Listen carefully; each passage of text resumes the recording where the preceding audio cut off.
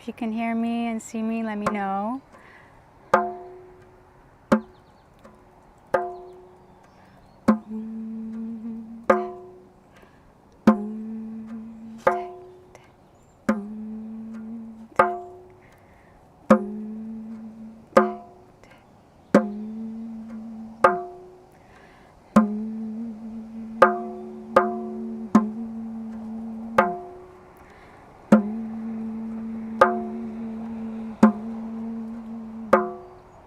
Hello, everybody.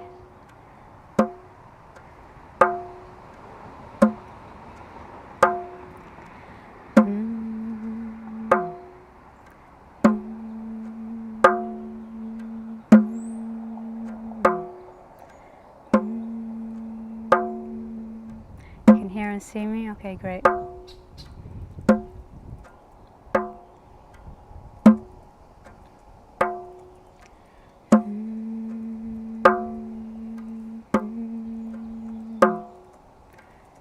Happy Canada Day, everyone.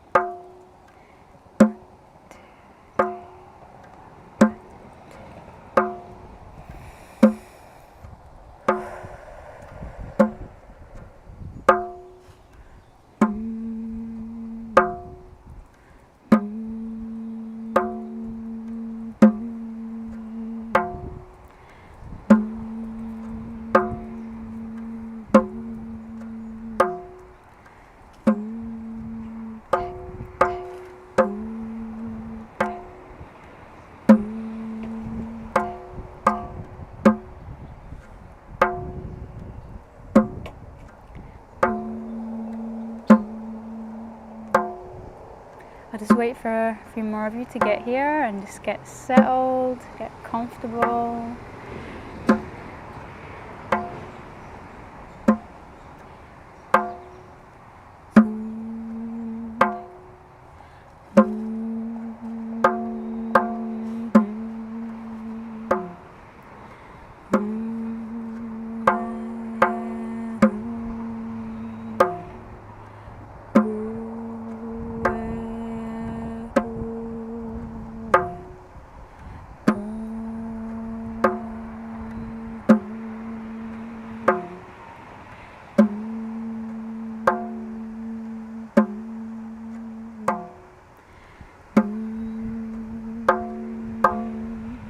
It's nice that I can see you all this time.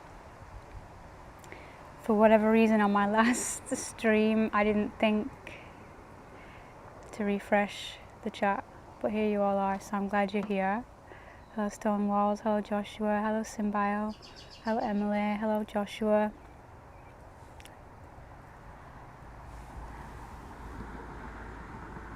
Okay, hope you have a great sleep. Appreciate that.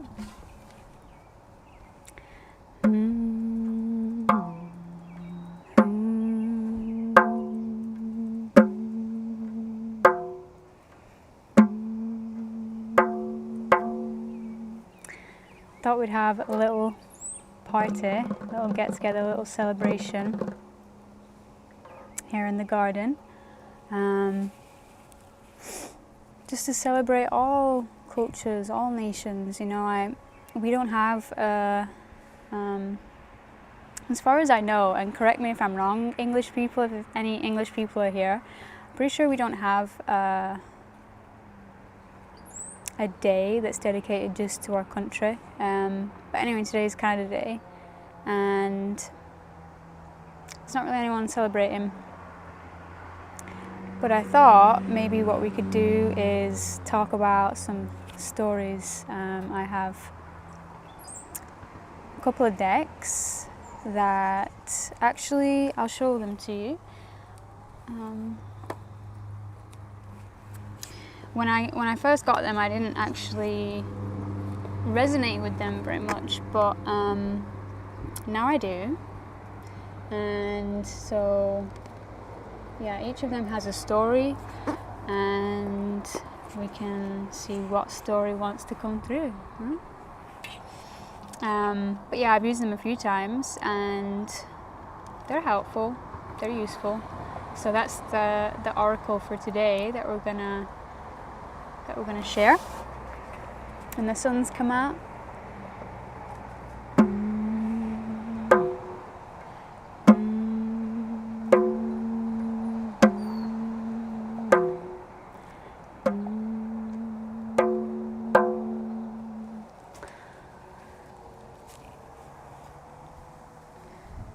So I'm gonna use this deck. It's the Divine Feminine Oracle. And I wanted a Divine Masculine Oracle, but the closest one that I could find was the Gods and Titans. So yeah, I don't know why they don't have a Divine Masculine one, but anyways, here we go. Hello David. Okay, KJ. Hello Lily. Thank you. Yeah, a couple years ago, we had a strawberry festival here in Canada, and it was really cool because you could go out on the streets of Stouffville. Like the road was blocked off, and you could go to the stalls and go to the different markets that were there, and it was full of people and just really buzzing. I remember I bought a hat like the one I'm wearing a couple years ago from there, and we drank out of a watermelon, a big watermelon, and it was just a nice time. But anyways, for the second year in a row, we're not really having much of a celebration, and I believe it's to do with Trudeau mentioning that we should use this time to reflect. So let's use this time to reflect on what we've been through in this last year and a bit. I know that it's been quite heavy for a lot of people, and so there's always a reason to come together in a group of us and enjoy life. You don't necessarily have to have, anything specific you're celebrating, although it is nice to come together as a country and celebrate. But yeah, I think it's important to have days where you all kind of celebrate. I don't know. I feel like it's important. So not having these celebration days can be a little bit makes you want to celebrate from. Well, it makes me want to celebrate from the garden with you guys. So there's that. We can have our own little party. All right. So we got Kali, the mother of the universe. I release all that doesn't serve me. It's time to be the truth of who I am. Don't know who that resonates with here. But yeah, releasing all that doesn't serve you.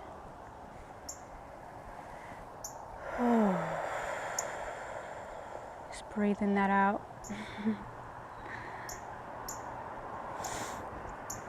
I think the more we be the change that we want to see, the less there is to worry about. I know that there's still things going on for us to worry about, but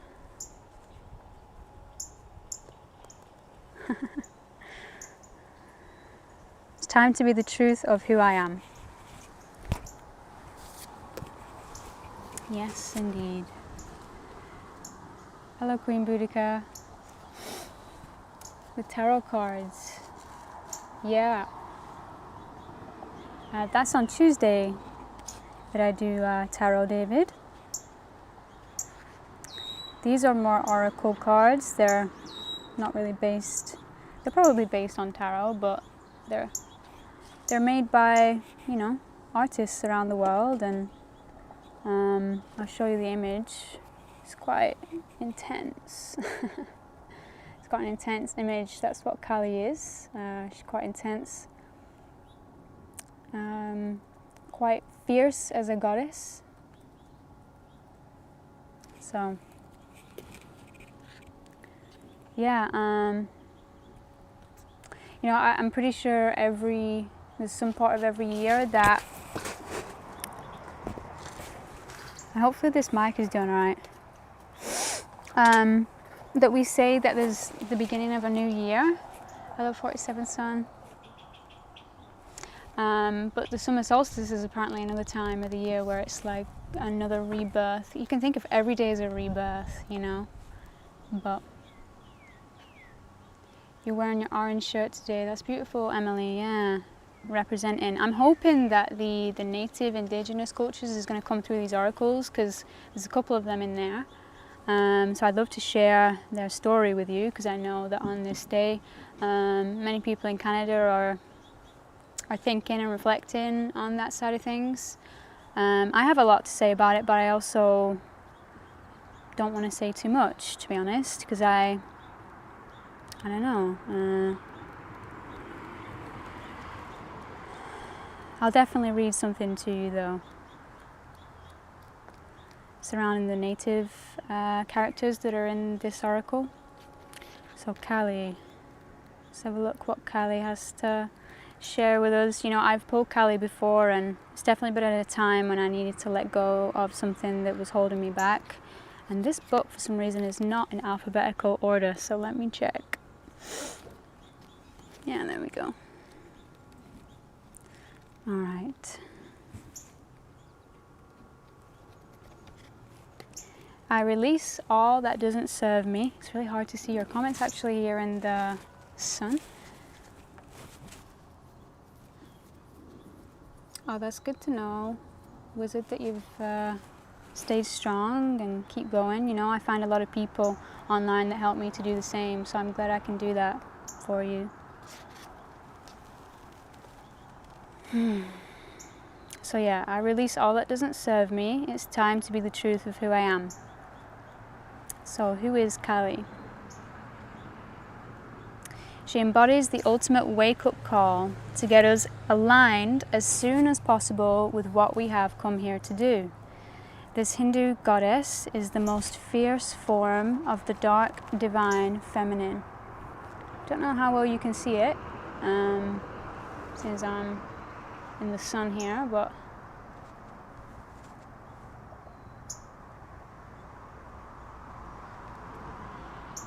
the Hindu goddess is the most fierce form of the dark divine feminine. She is that which brings all things to life or to an end. Her name comes from the Sanskrit word meaning the fullness of time. Okay, interesting. Kali is first mentioned in the 6th century Devi Mahatmayam. Probably pronounced that wrong, never mind. Devi Mahatmayam, when the goddess Durga is threatened by 2 demons. Kali emerges from the rage furrowed in Durga's forehead and slays all the demons with ease. This is why she is often pictured holding the severed head of a demon, which represents the ego or false beliefs and illusions. She appears wrathful, and yet she is considered to be the most loving. She's like a mother desperate to grab her beloved child from out of harm's way, willing to yank them from the path that they were on in order to bestow freedom. Her iconography often depicts her as standing on the naked body of a Hindu god Shiva.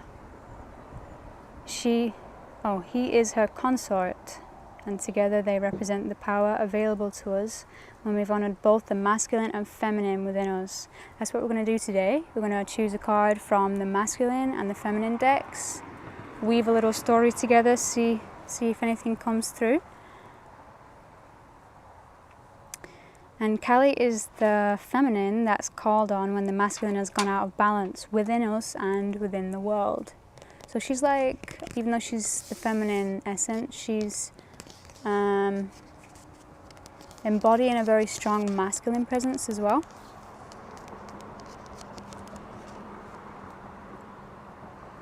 She's the divine protectress and the mother of the universe, because she can cut through illusion and grant us the reality our soul came to manifest.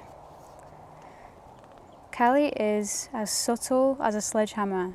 She shows up to strip us of what no longer serves us. Just breathing that out. And that sounds good in theory, but in practice it can feel as if the ground beneath us has turned to sand. All those illusions about ourselves, especially what we think we're capable of, suddenly dissolve beneath us. That reminds me of my creativity. Sometimes it comes up with all kinds of things. I'm trying to get into the place where I can bring down some of those ideas. It's a lot harder to do that. All those illusions about ourselves, especially what we think we're capable of, suddenly dissolve beneath us. Sometimes that can be a lack of reaching for your potential, though. You know, not necessarily believing in yourself enough. That can dissolve beneath you.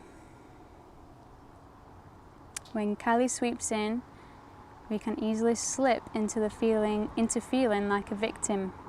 It can feel as though events are happening to us rather than for us. Let me know how this card is making you feel so far. I know that it's an intense one, but we're all here sharing it together. Callie doesn't want us to waste another precious second being someone we are not. She doesn't want us to be with a partner who doesn't treat us with the respect and love we need to do the light work we've come here to do. She wants us to sever the ties our ego has made out of fear or out of a false belief that we don't deserve better or more. She wants us to get terrifyingly real. Terrifyingly, alright. It's not that terrifying, no, it takes courage, right? It takes bravery.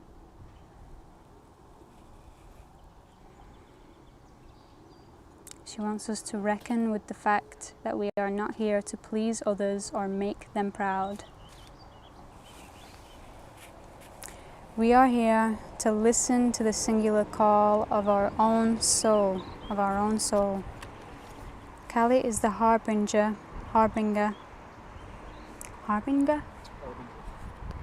of having entered Kairos, soul time. Soul time. Stripping the ego to reveal the soul can feel raw and often heartbreaking, but ultimately Callie has come out of fierce love for the truth of who we really are. She's given us the opportunity to choose again, to start over, and this time from a place of tremendous wisdom and strength. Our vulnerability. She lets us begin again from the bare bones of who we are. Beautiful. So, here's a soul voice meditation that goes with it. What is fallen away from my life right now that no longer serves me?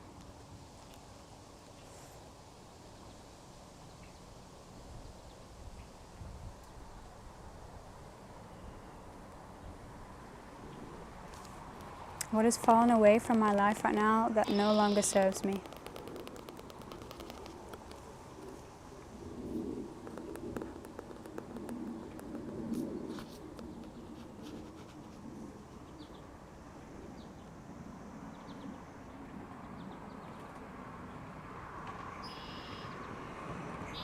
I've definitely felt a change in the last few months.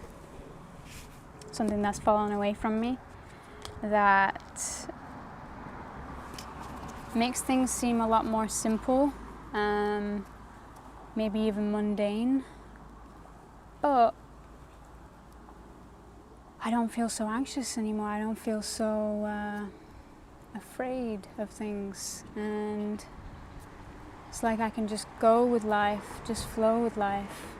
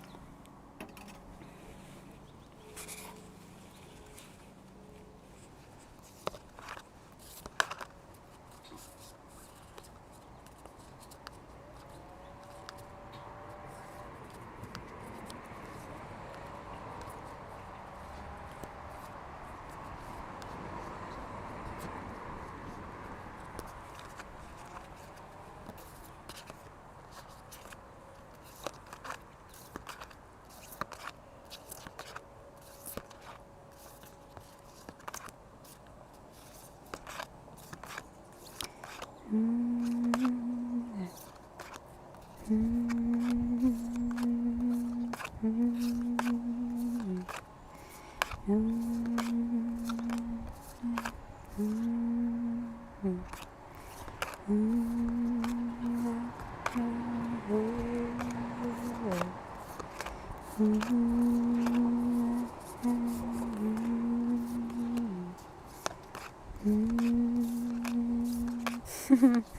like almost at the end.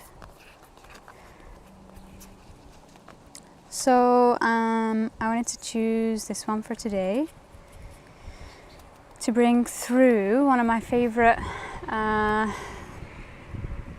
lineages that I learned at school, that I learned about at school, and it was,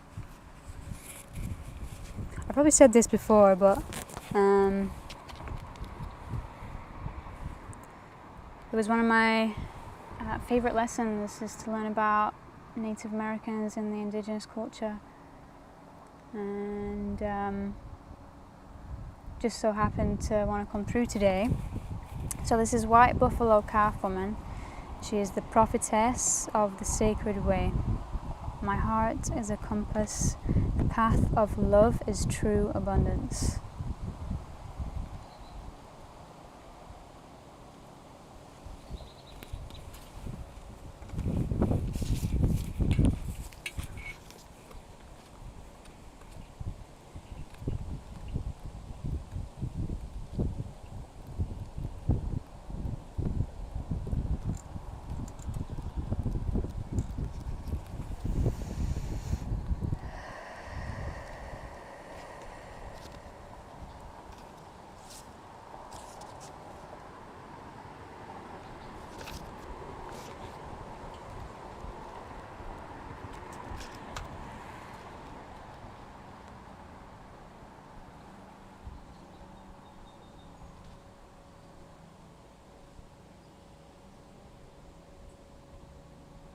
Do you want me to read it to you?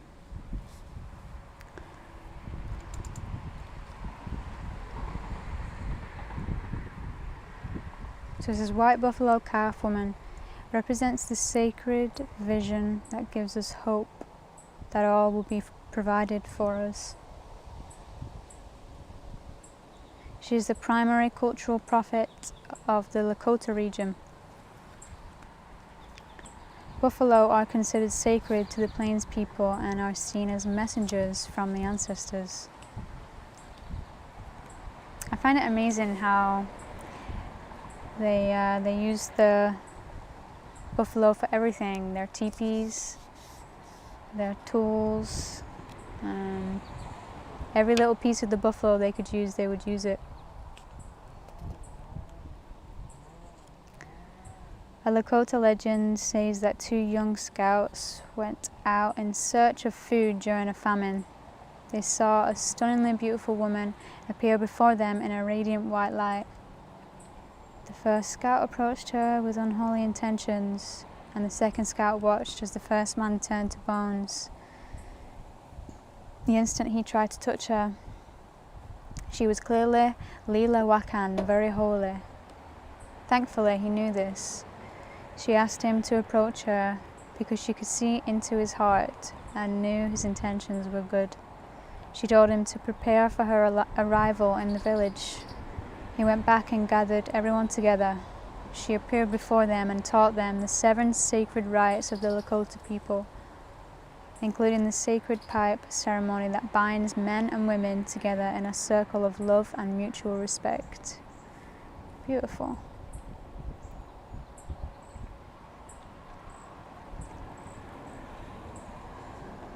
When your soul selects this card, White Buffalo Calf Woman is a sacred reminder that we don't have to struggle to receive all that we've desired.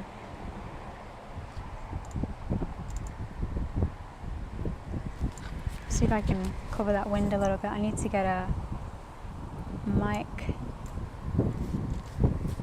a wind mic buffer for this little one. When we join our heart's longing with action, we find that there's a sacred, a sacred way to move through the world. This sacred way is a path of steady, quiet alignment between the heart's intention and our every step. White Buffalo Calf Woman is an omen of hope that all will be provided for us when we approach each situation with love. What she wants us to focus on is the intention behind an action, because that changes the outcome. I think that's key. The intention behind an action.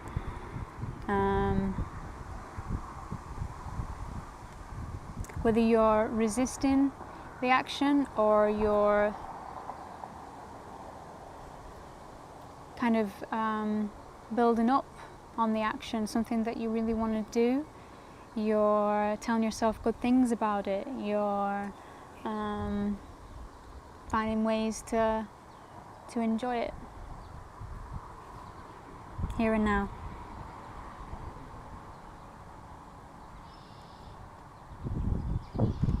She's a sacred prophetic sign that we can receive what we need without fighting for it or trying to secure it through manipulation.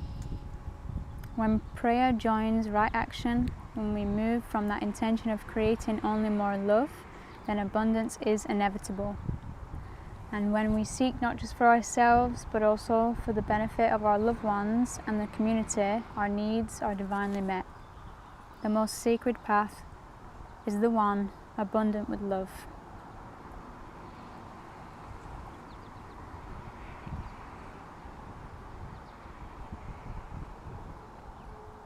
For me, my intention in sharing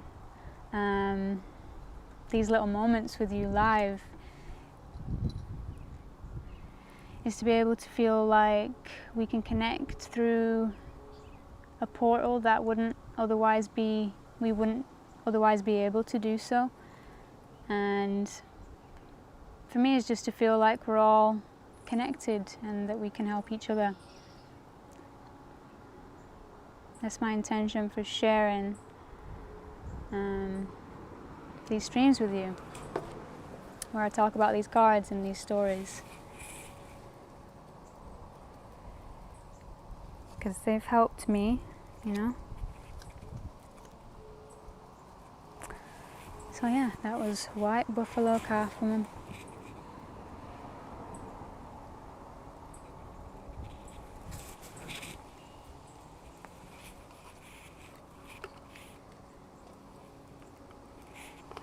Yeah, definitely. It's not knowing what's going to come ahead in the future can be a bit scary, but that's kind of where we're all at, really. None of us really know what's going to happen even 5 seconds from now.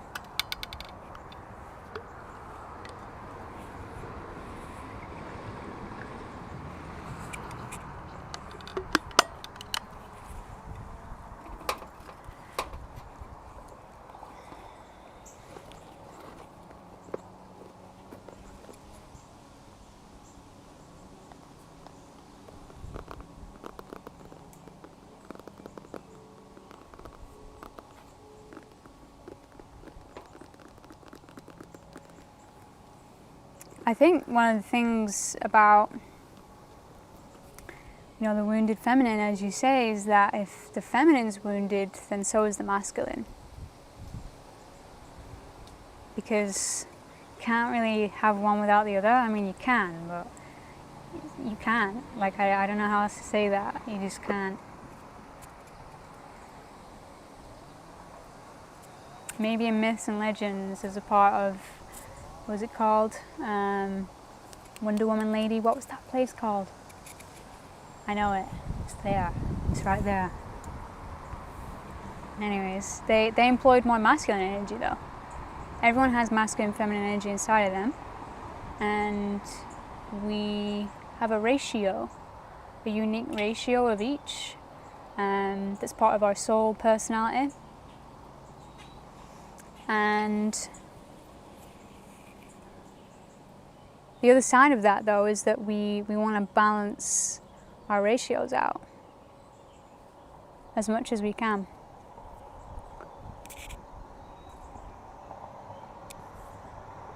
but easier said than done. So I'm going to start with the masculine actually. Am I going to start with the masculine? I don't know. Yeah. I see my masculine as my right side, so anytime I've got something going on my right side that's, I don't know, it's probably stupid, but I think to myself, something going on with my logic, my action-orientated side. Doesn't always work like that, but it's kind of how I've been playing this game for a while with my masculine and feminine essences. I don't know if you have a different view on that. So with the right, I'm gonna just do a mini meditation here actually with these cards. Call in the light. It's gonna connect in with the earth beneath our feet.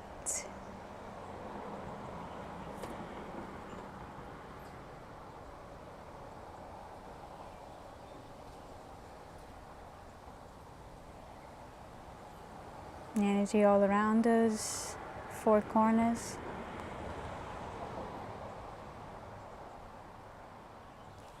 And the energy above.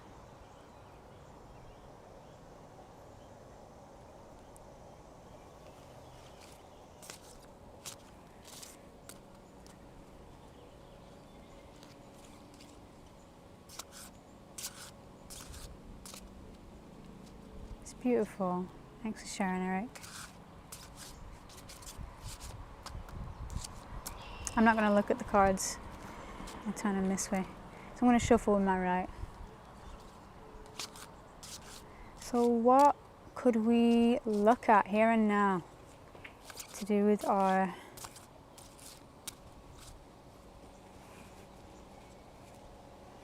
masculine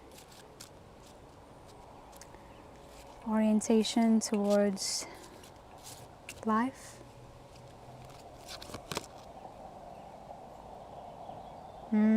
Okay. Never had this card before. This is new. So it's called Typhon. And the card is anger and rage, pulling up on some intense archetypes today. Anger and rage. That's some powerful energy. The thing is about anger and rage is that it can be used properly. It can be channeled in a way that can really create movement in your life, in other people's lives. And it can also be used to destroy things. It can be used to, ruin your relationship with yourself, with other people. So getting a grip on anger and rage, so important. It can affect people more than we know,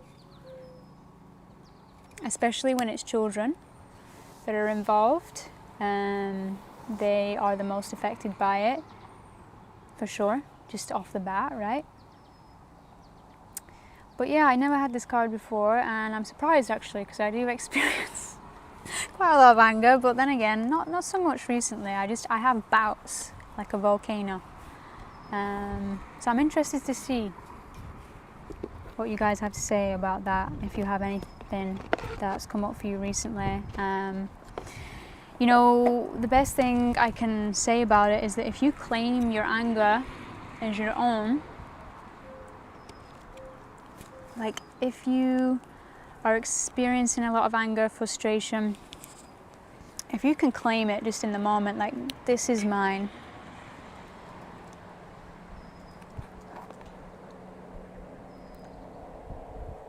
and it's like you can channel it a lot easier, a lot better. And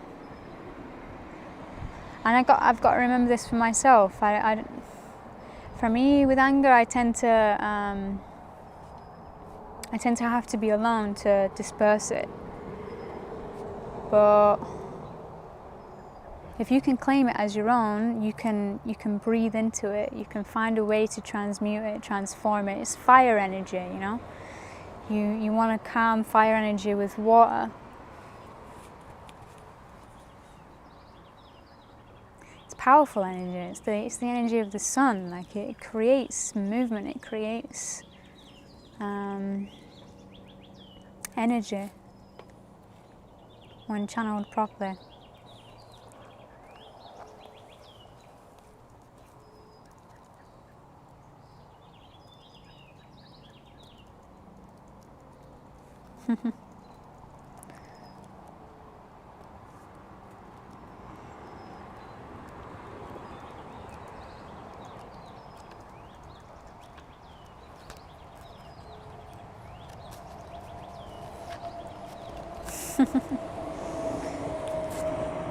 Yeah. Well, that's the thing. We don't see what goes on behind closed doors, and that energy, that build-up of anger and stuff,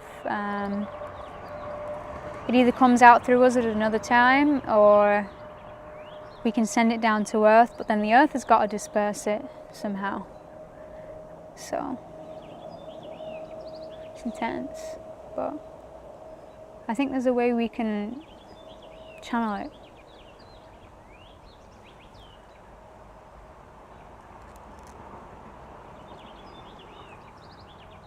Passion, yeah.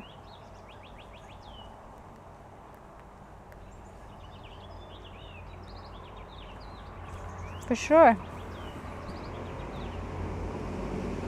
Yeah, it can make you want to get up and do things.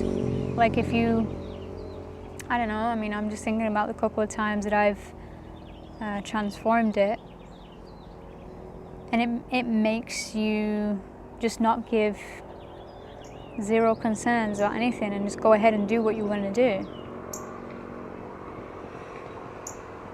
That can be quite empowering when that happens. I had that the other day actually, a little bit, when it was my first stream in 3 years. I felt kind of, something was definitely, I don't know if it was anger though, it was more resistance. But they can feel similar.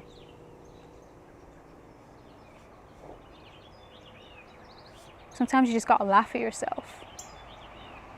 You know, like taking everything so seriously. It can, it's just nice to have a laugh sometimes, you know, just let it go. Thanks, Queen. It's from Dollarama. I don't know, like I have this thing where I don't necessarily, unless I really like the clothes, I won't spend much on them unless I really like them. Like I like the quality, I like the material. So this one's, sometimes you get some of the best stuff just from like care and share shops. So Tai Fom. Be curious to learn which mythology. Oh, Greek, okay. Ancient Greece. Be aware of how you handle anger and rage. This is for your divine masculine. Everyone has it. It doesn't matter if you're a woman or a man or you identify as something in between, whatever. You still have this ratio inside of you. Be aware of how you handle anger and rage.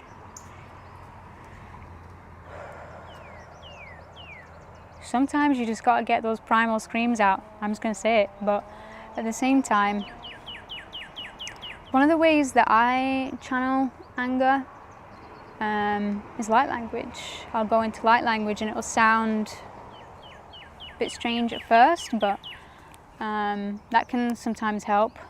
Not necessarily having to go into a primal rage or scream or Super Saiyan kind of energy, because that scares people. Like I've been around people and I've done that, and yeah, they can't stick around you for very long. Who wants to be around that? I mean, it's too much. But there are ways you can do it, you know. It doesn't have to all come out through your voice, doesn't have to all come out through any one particular area. You can use your movement, your body movement. You can use your voice, you can use crying, you can use sweating, singing, all different ways that anger and rage can come out. Hello, Sparrow. Hello, Sapphire. Yeah, glad you can be here. Welcome.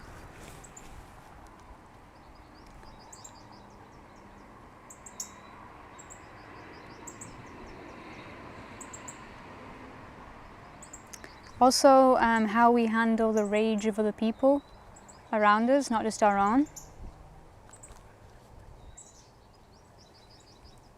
For me, I kind of hold a space, like an energetic space, around me and around that person. Even if I don't really want to engage with that person, I'll just kind of hold space if they're going through a really angry moment, or and psychically I'll just kind of, I don't know, maybe just try and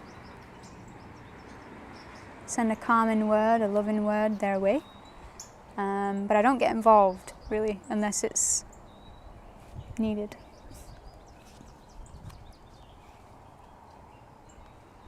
Seeking an emotional balance leads to peace.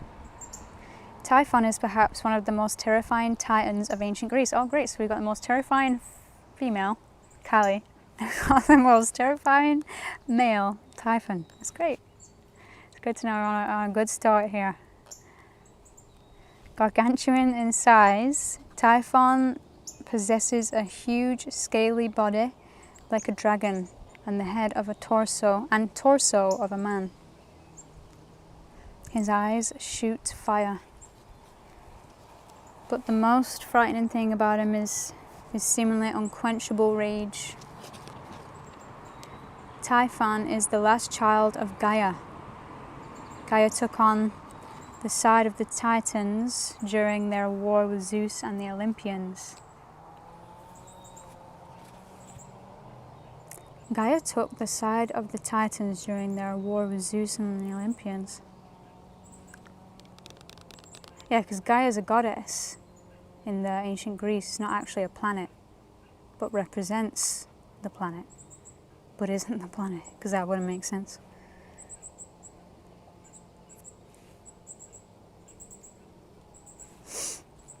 The Titans and all who fought them were defeated, and many died. This gave Gaia a hankering for revenge. Typhon, almost from the moment of his birth, had one reason for living, the expression of his rage. What's he so angry about? I'm curious. Probably the wars or something.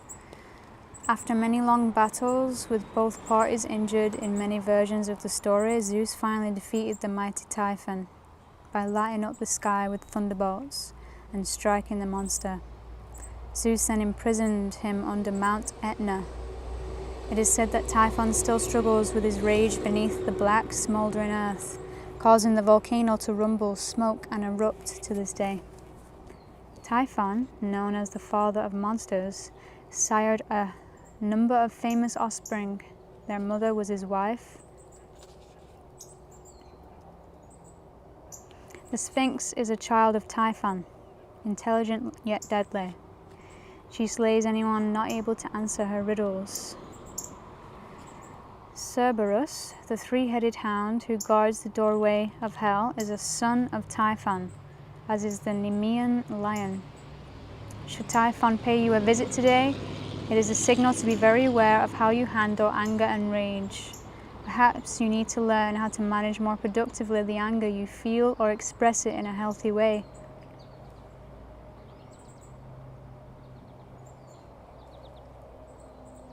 Expressing no anger at all is not the solution.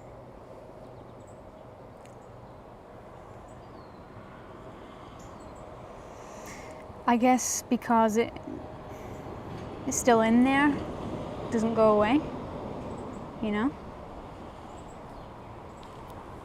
But sometimes it's better not to express it in the moment until you can find a better way.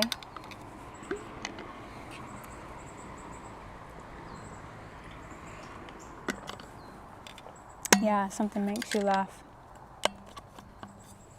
Yeah, sometimes intense energy helps to move it through. When it's reflected back at you, it's like, oh, okay, yeah, that's the one. But I don't know, this is for the collective today, so I know that there's a lot going on energetically. But yeah, laughter. Just in the silly things, because I struggle to find comedy that I find funny these days. But yeah, just laughing at the silly things.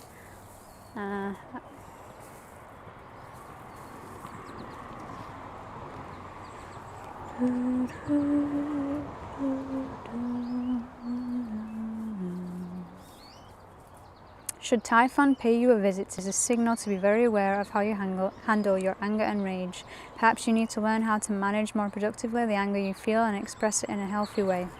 Passive aggression is simply hidden anger and causes just as many problems, in particular over the long term. Yep. One of the ways that I noticed myself with anger, wanted to deal with it, is to get out of the situation, to get away from people. But sometimes it's better to do that, and other times it's better to communicate.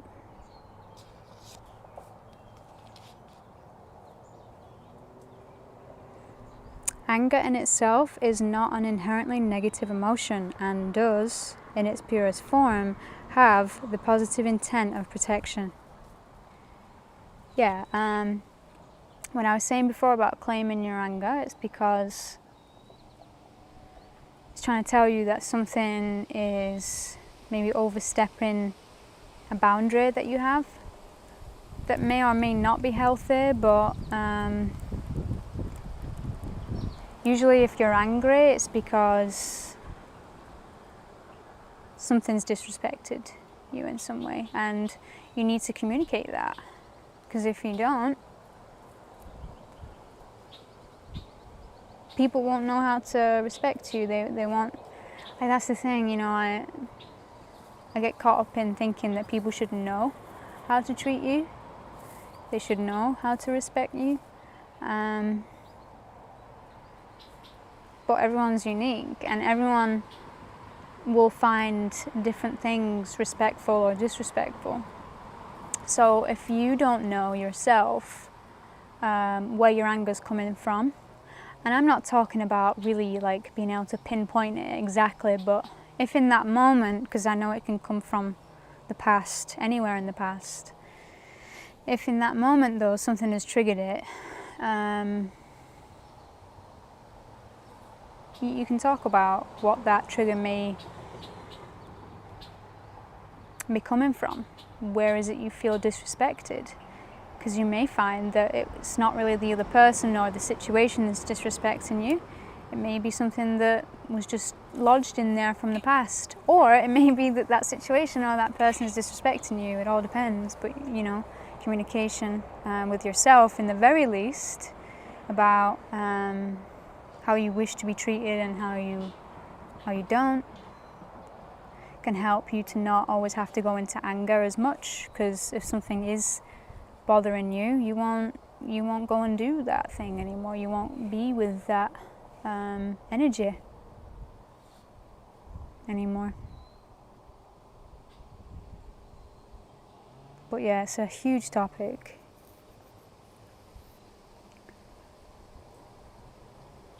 To trace all of those little things that come up for people takes a lot of inner work. So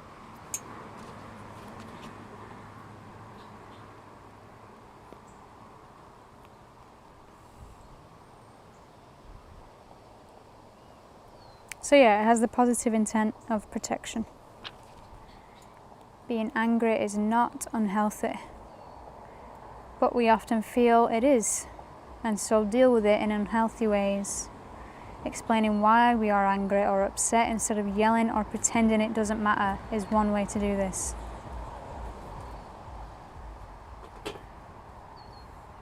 Being angry is not unhealthy, but we often feel it is, and so deal with it in unhealthy ways. Explaining why we are angry or upset instead of yelling or pretending it doesn't matter is one way to do this. I don't fully get that.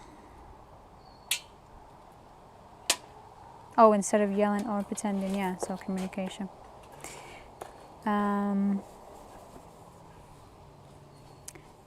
So Typhon is the shadow side incarnate, a storm of rage. The kind that Typhon demonstrates is a fearsome thing to behold. We have all seen this kind of explosive anger demonstrated at some time, whether it be road rage, yelling, crying, or even stomping around and slamming doors.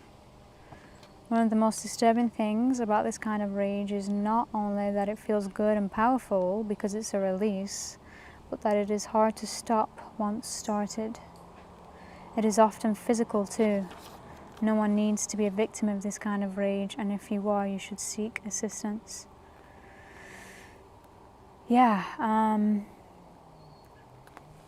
Sometimes as empaths, we soak in the rage of other people because we don't come in with, or we don't necessarily carry that much anger or rage in our being to begin with, in our childhood and teenage years, but we soak it in from others as well as the community, as well as our families. And if we don't have a way to express it healthily, then if we express it in unhealthy ways, it can kind of turn around and bite us a little bit.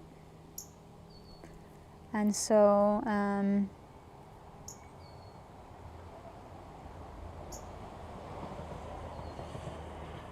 I think if I would have known as a kid to, even something simple like write down how I was feeling about a situation, could have helped. And so now when I'm experiencing a lot of anger, I'll find a way to express it, whether it's writing, singing, speaking, running, and then you've dispelled it for the most part.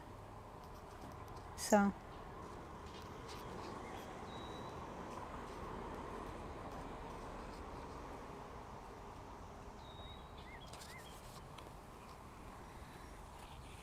it's definitely a thing in the UK too. I don't know. I mean, here definitely we live on a main, not a main road, but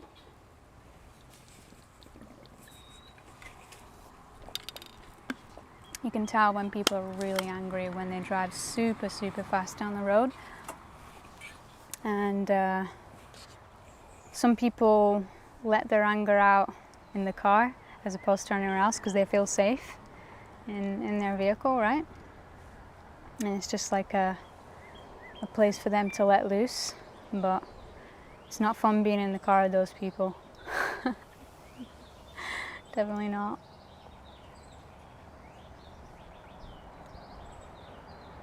Invocation for Typhon.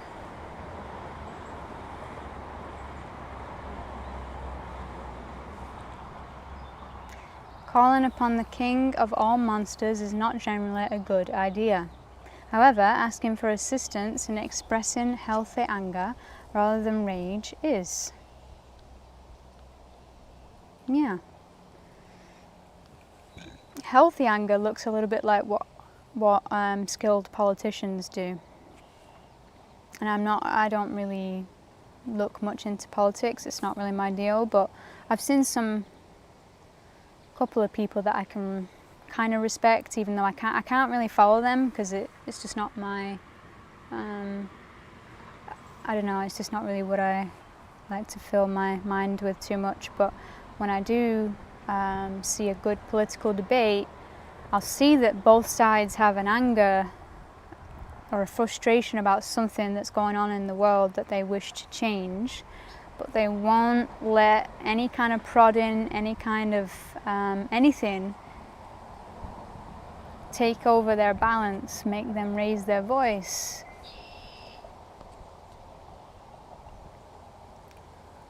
They keep it cool, and that takes a lot of practice, so I can commend that.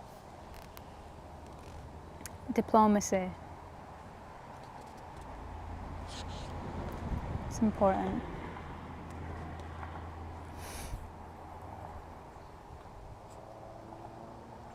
So this is an earth fire energy based rite invoking the Great Mother that you may find helpful. You must go outdoors and have your feet on the earth for this invocation. Or if you can't do that, you can imagine that you're connecting with the earth, and you will.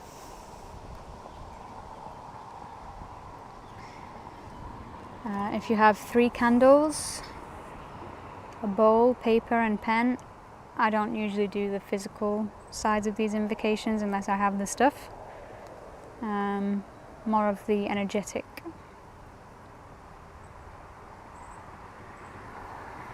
Center yourself. Breathe deeply.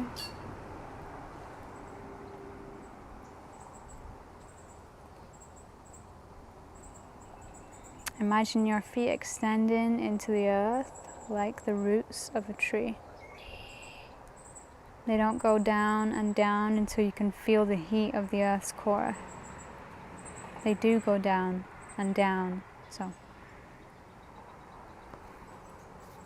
sending your roots from your feet, from your root chakra, all the way down, deeper and deeper into the earth. Just feeling that support, that grip.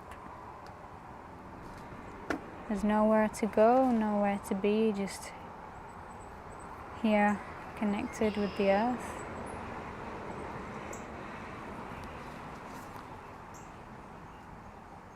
Until you reach the earth's core. And feel the warmth of the earth's core with your roots. Feel the light that it's sending up through your feet, through your legs.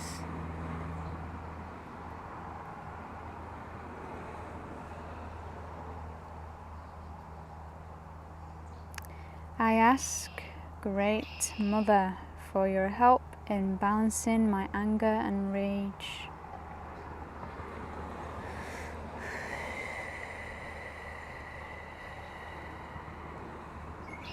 I ask you, element of fire, to burn away what does not need to be there.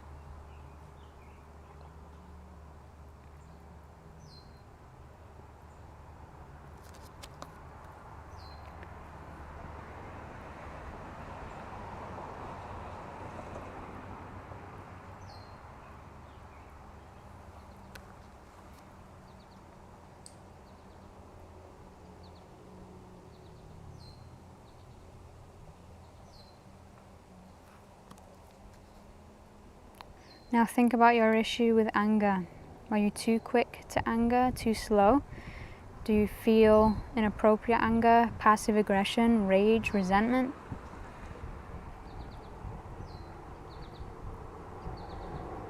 Depends on the situation. But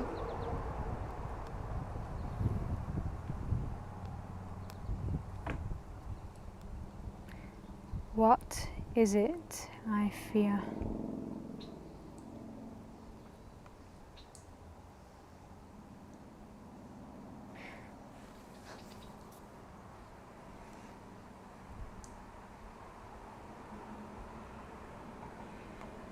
I think, I can't speak for everyone, but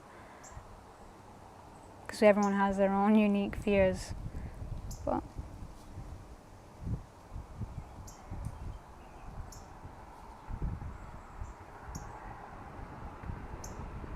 I think rejection is a big one.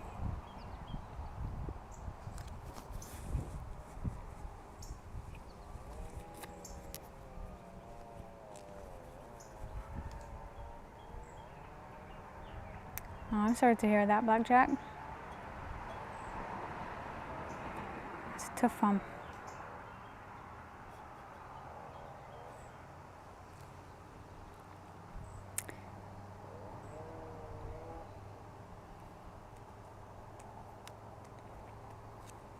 I release my fear and the need for unhealthy anger. And then so anything that you wrote down to do with your anger, anytime that you're experiencing it, you can write it down on a piece of paper and just burn it, or just allow it to be taken away by water, by air. And who knows, if you were to practice something simple like that every time when you experience anger, it could stop a lot of bad consequences from happening. So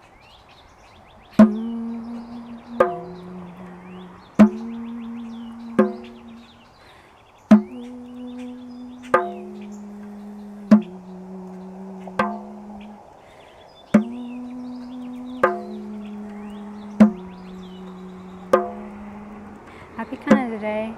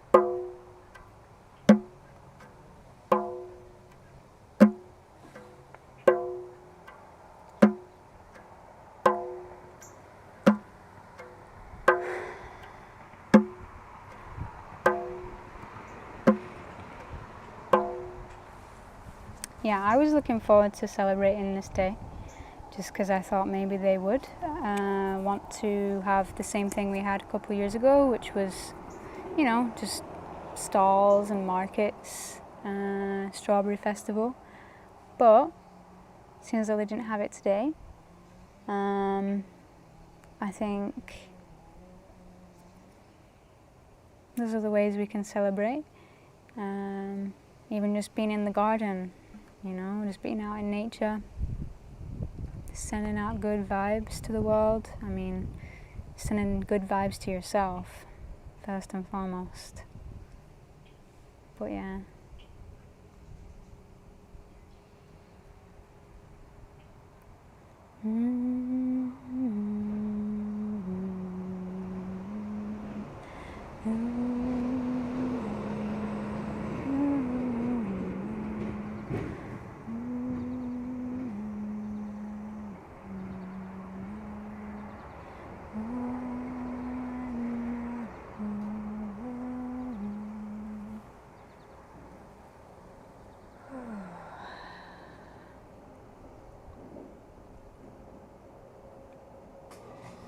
There goes the aircon.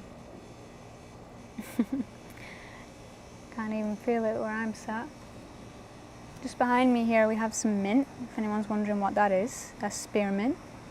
On the left and on the right is spearmint. In the middle, I believe, is chocolate peppermint.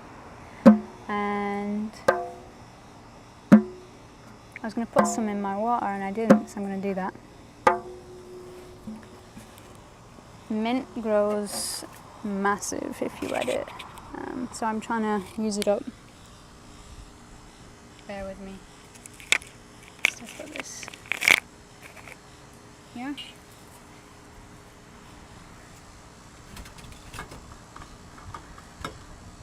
Just gonna quickly Yeah, I washed them actually.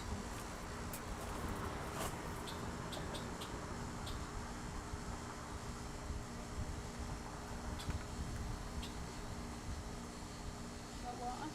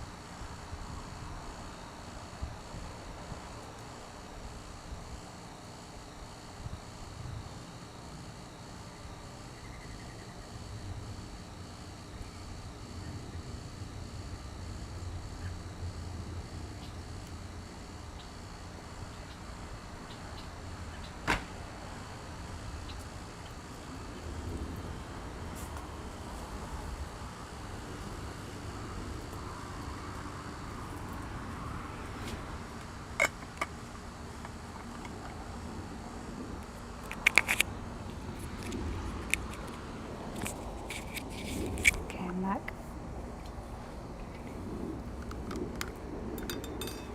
Hello, Josh. Hello, Dean. Cul-de-sac man. No, not that we know of, unless they're going to happen at the weekend, but pretty sure it's usually on Canada Day.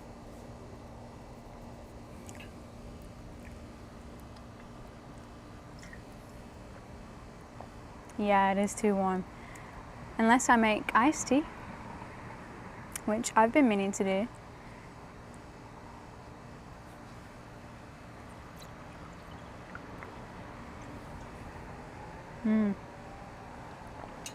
I should have put it through the pestle and mortar though, because it didn't really, it's not quite essenced into the water yet. The mint. Still refreshing though. Sometimes I just like to take a leaf of it. It's just like having a mint or something like that. But it's fresh. So yeah, okay, what next? On the back I see Hypnos, sleep, rest. That must be where hypnotherapy comes from, maybe? Hypnos.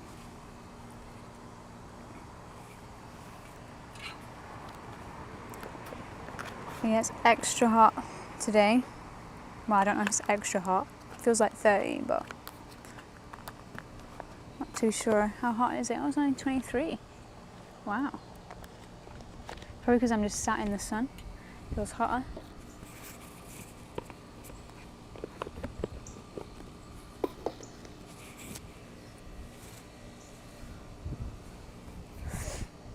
Hello, butterfly.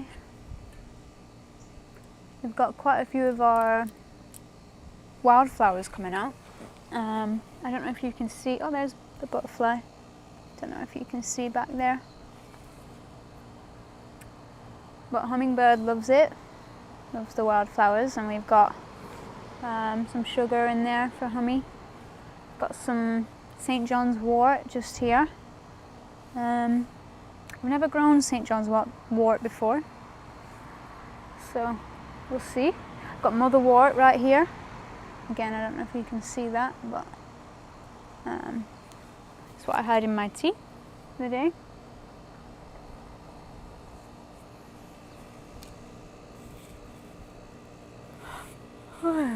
Got a load of sunflowers here that the chipmunks planted and the squirrels planted. 1, 2, 3, 4, 5, 6, 7, 8. There's a bunch of them here. And then the one sunflower that we had on this side, I think a squirrel took it out. But this bed right here, you know, I would have loved to shown you what this garden used to look like. It's changed so much. I'll see if I can give you a little tour just of this side. This used to all be grass, just the whole bit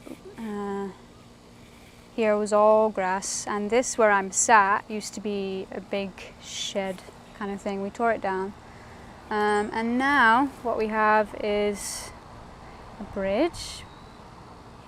Eddie built the bridge and the arbor, and across the bridge we have our little stone circle where we have our directions, north, east, south and west. And then over here, let's see if you can, so past the birch tree here, the white birch tree, so let me see if I can straight ahead here, underneath the flower basket, that's a yew tree there. It's huge, and behind that yew tree is the cabin. So you wouldn't know if you came in here, you wouldn't know that it existed.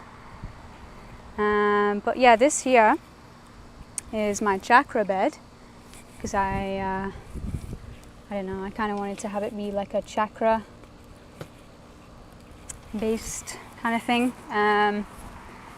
Oh.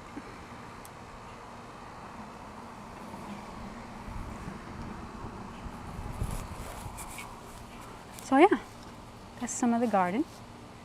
We have a lot of wildflowers growing. We have our food growing in the center.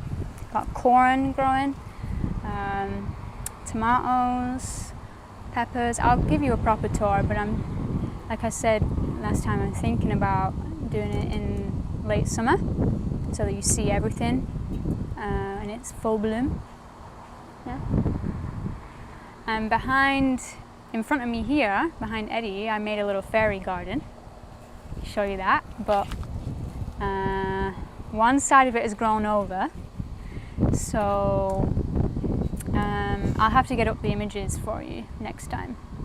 But I put a bunch of runes in there for the fairy garden at the front, and then at the back, which you might be able to see, but maybe I'll put a picture up instead.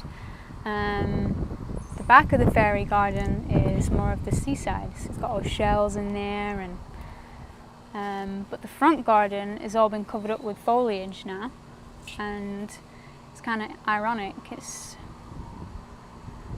don't know, I think we said something like, you know, it's representative of how the fairy realm is there, but you can't see it. The nature just covers it up, but it's there nonetheless. Hi, Jayden. Sorry if I pronounce your name wrong.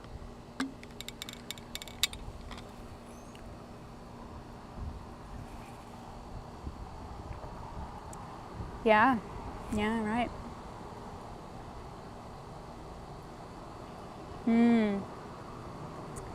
Yeah. We had to change, I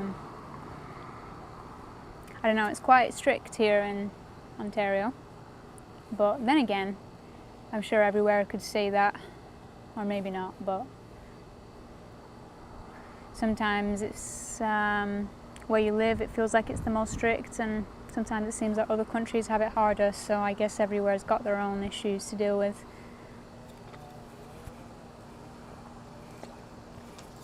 Well, I'm glad to hear you say that, until it's all back to normal. I've heard someone else say that, and I like the optimism. Thank you, Stephen. Yeah, it's our lifeblood. I don't know if I can call it that, but we've spent a lot of time in this garden, and where else would I want to spend my time? I don't know. I think this is the perfect place to spend it. Yeah.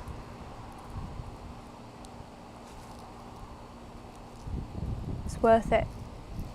I'd rather spend my money on the garden than on clothes or anything like that. Can't help it. It just feels like the right place to spend your money, you know? But having nice clothes is good sometimes as well.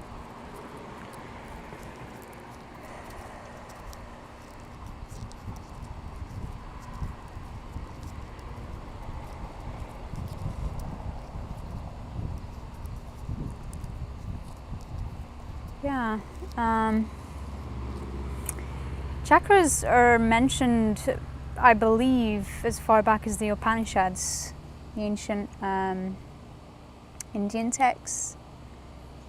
But I've not been able to find the exact literature myself. I've just seen all of the books that came after it.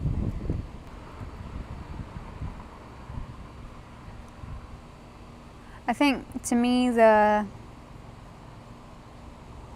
thing that makes the most sense is the whole idea of what's within, so is outside, what's above is below. So whatever you're experiencing on the inside with, say, your emotions and your sacral chakra, your orange chakra, it's reflected outside of you. And that's kind of what the chakras are doing, is they're accumulations of energy in your body that when you're out in the world, you're kind of being attracted to. Some of your internal experiences are going to be mirrored on the outside so that you can see them, good or bad. It's kind of maybe why we get attracted to girls, certain. Like it's the internal sacred geometries being expressed or projected outside of us. There's one way to look at the chakras, there's many different ways to look at it. I'm not an expert or anything. I've been interested in since I learned about them.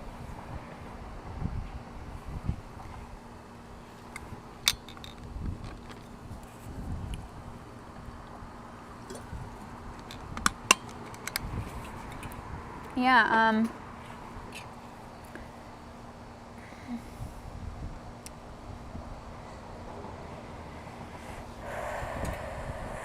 what I usually do in my Zooms, as I mentioned last time, is I'll guide people through a meditation. And if we can open the Akashic records together, then we'll do that. It depends on the person and how well they're able to trust me, first of all, and trust themselves to open that space. I also find that during the calls, when I was doing them with people, I would just be guided to share information that day that was coming through, and it was just seemingly coming through for them. I had a lot of synchronicities happen too, where well, I won't share them with you because they're kind of personal and private, but it's really amazing when the little synchronicities happen during those kind of calls, because it just feels like it's being led by grace in some way.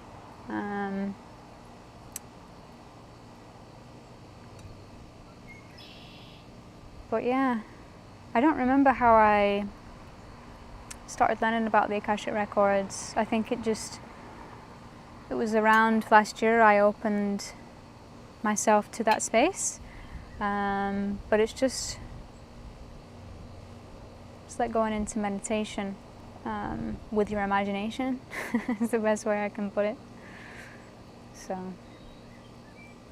yeah, the sessions are unique.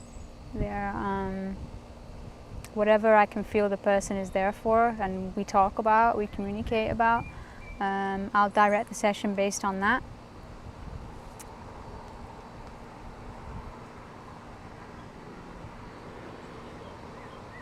Everyone needs something unique and different, and you won't always know what they need until you're right then and there in the live moment with them, because each day is different and you're working on something different energetically every day, emotionally, mentally, spiritually, physically, energetically. So I'm going to go ahead and first of all just center myself.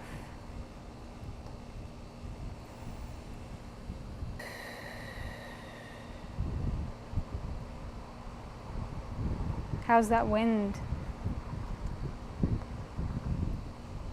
It's nice for me, but I don't know how it is in your ears.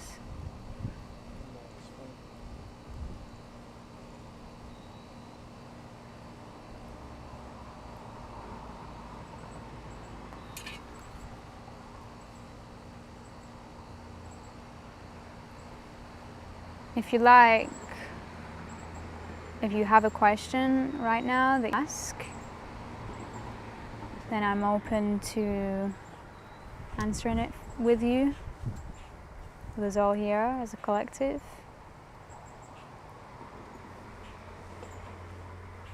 It's up to you. If you have a question, let me know. I'm just going to sit here in this space with you, just tapping into our energies internally, tapping into the environment around us.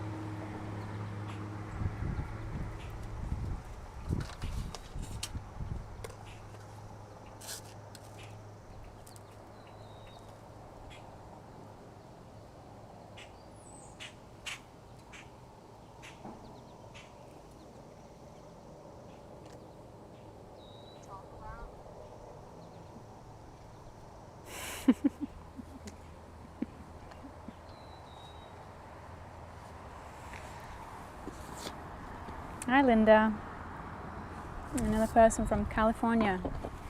I'd like to go there someday.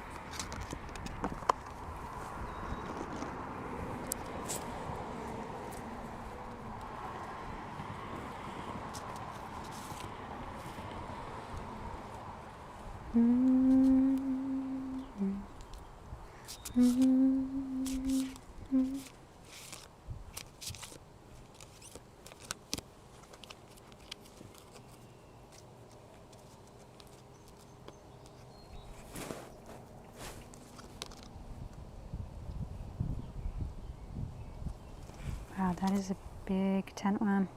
You know, when I saw these at first, I thought it was a caterpillar, but it's definitely not.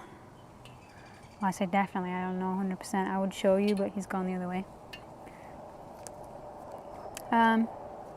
So for the Divine Feminine, I know we had Kali already, and White Buffalo Calf Woman.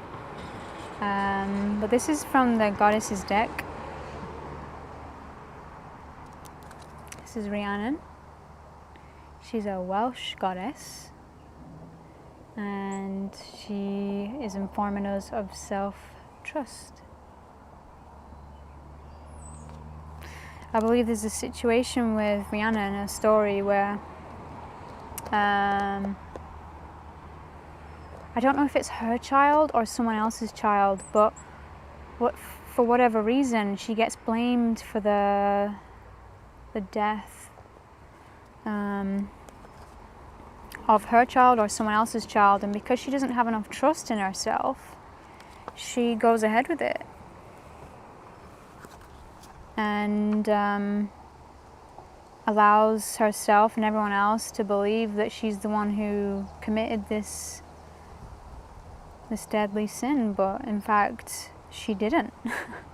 So it's kind of like, well, if we don't have enough trust in ourselves, we don't know ourselves enough. Oh, he's come to say hello.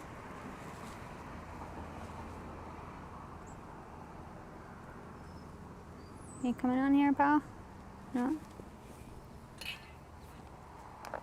If we don't have enough trust in ourselves and what we're here to bring and express,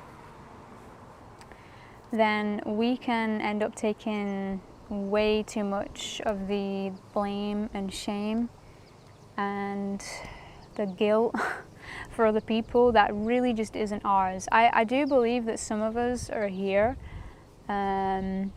especially like more of the sensitive types, to deal with some of the collective karma.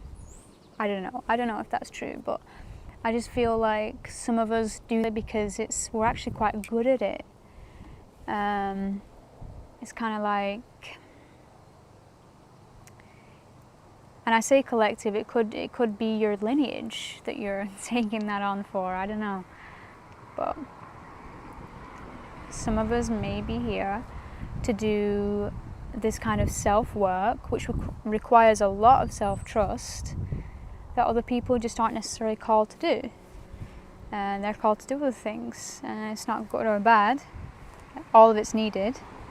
But for those of us that are here to maybe transform some of those energies for the people, you gotta have self-trust. You gotta trust in yourself, you gotta know yourself.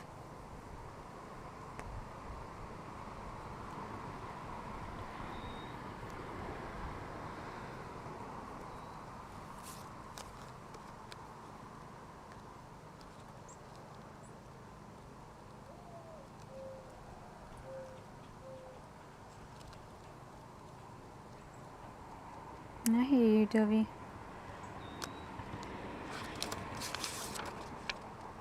I love when their coos come back in spring. I miss them over winter. So Rhiannon, self-trust.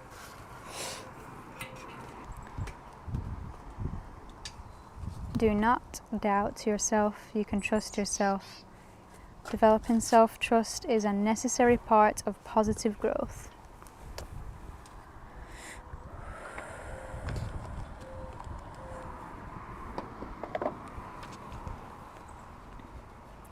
You will be able to succeed in your goal if you believe in yourself. Sometimes you need to say no. Sometimes you need to say yes. And knowing which one isn't easy, but you can do it. I believe in you. The Welsh goddess Rhiannon was a graceful young woman who married Pwyll, a Demetian king. When Pwyll first saw her, she was riding a stunning white stallion, her hair loose and fair, her smile sweet. He fell deeply in love with her, and they wed. Soon a baby prince was born to their happy couple. Pwyll's mother, who had up till now had the undivided attention of her son, became jealous of their love.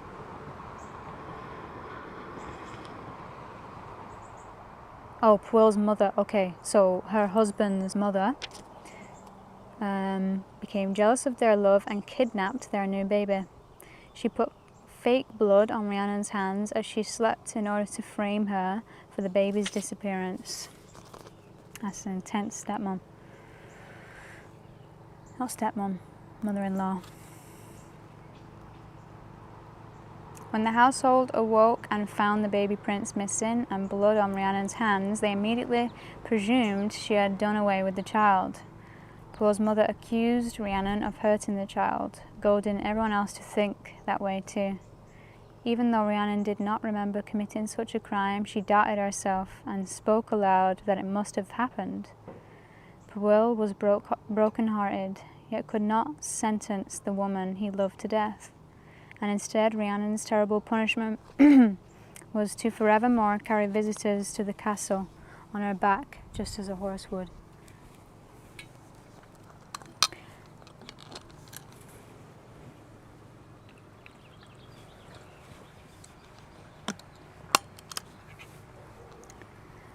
Thankfully, only a season went by until Rhiannon began to build the strength and self-trust necessary to question what had actually happened that night. Come into full recognition. I think that happens sometimes too. If you're in the moment and it's really intense and you can't think straight, it's like you have to take a bit of time to think the situation over, and that's when you usually come up with the things that you would have done or said, or the self-trust that would have been necessary in that moment. You come up with it then after the fact.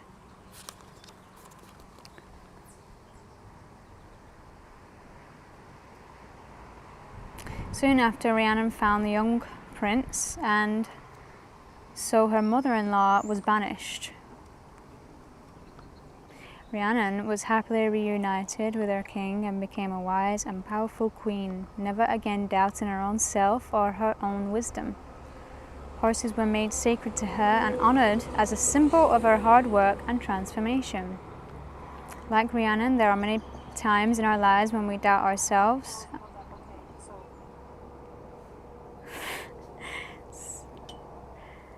What you doing over there, Hunsies?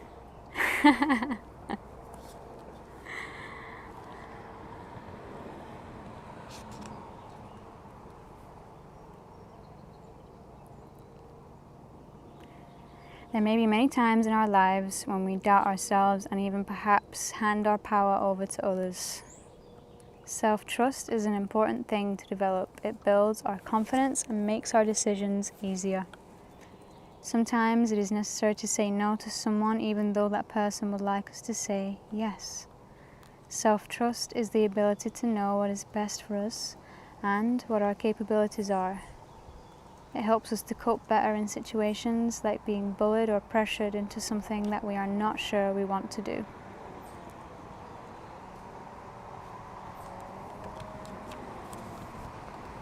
Apparently Rhiannon is a moon goddess, so the full moon is a good time to do this invocation. Rhiannon, you were once like me, you doubted yourself. Fill me with self-trust, so mote it be.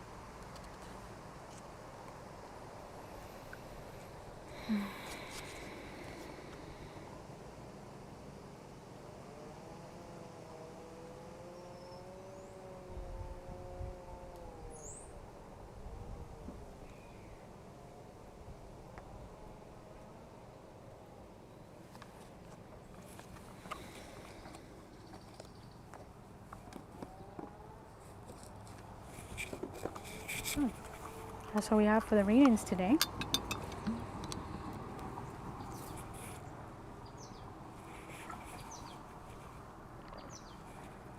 Hi, I'm Mia.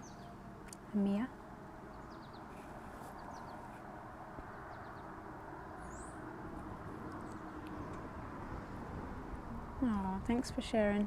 It's beautiful. Glad to hear that.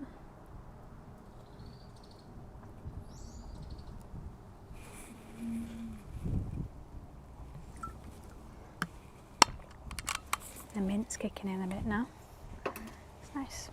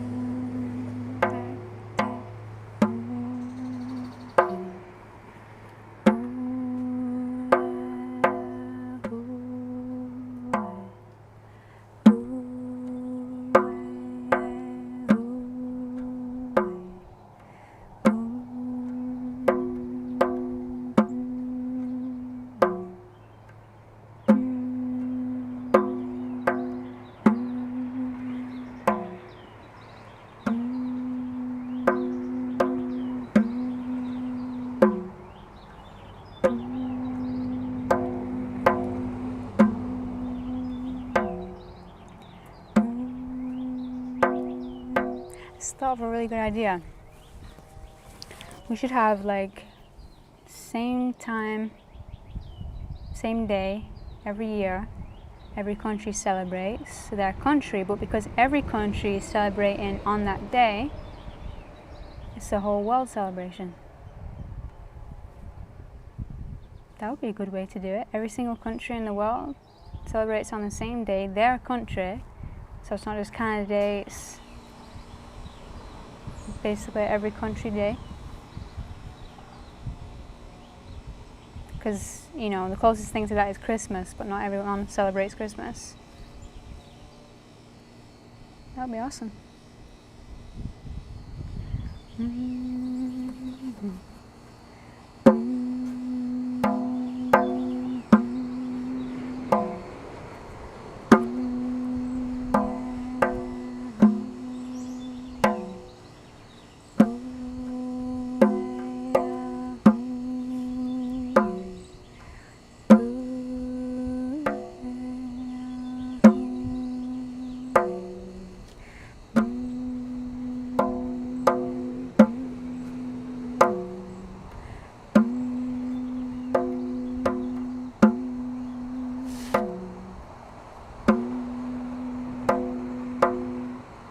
Thank you, Fairy Girl. I appreciate that. So glad you're here. I hope we could share this moment with you. And happy Canada Day.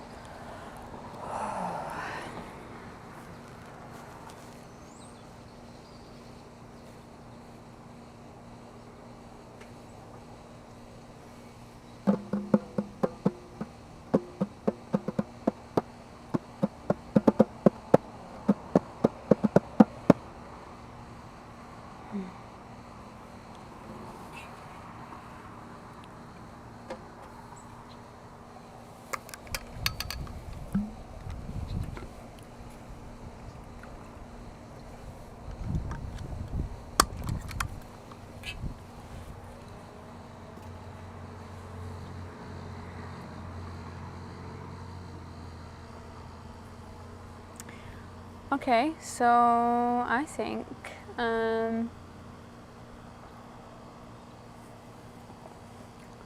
have these 3 decks, and if anyone has a question that they would like Divine Feminine, Gods and Titans, or Goddesses and Sirens to give them a message with, then ask your question. Don't be afraid. Some of them can be a little bit scary, but they all have a purpose. They all have a meaning inside there, and yeah.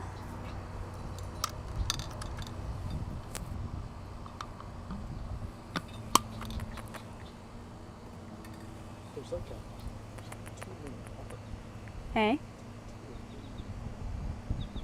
Yeah. Hey, boy. Where's it, boy?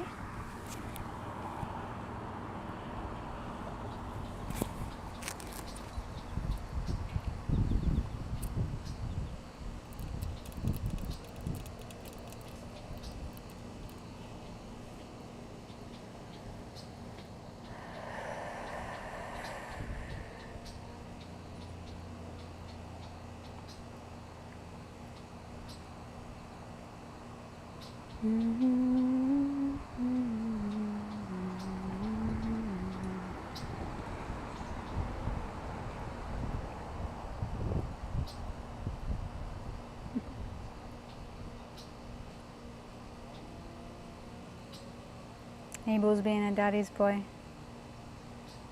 He's just sat on Eddie's leg. Sometimes he's a mommy's girl, a mommy's boy. Hello, Fly. Buddy.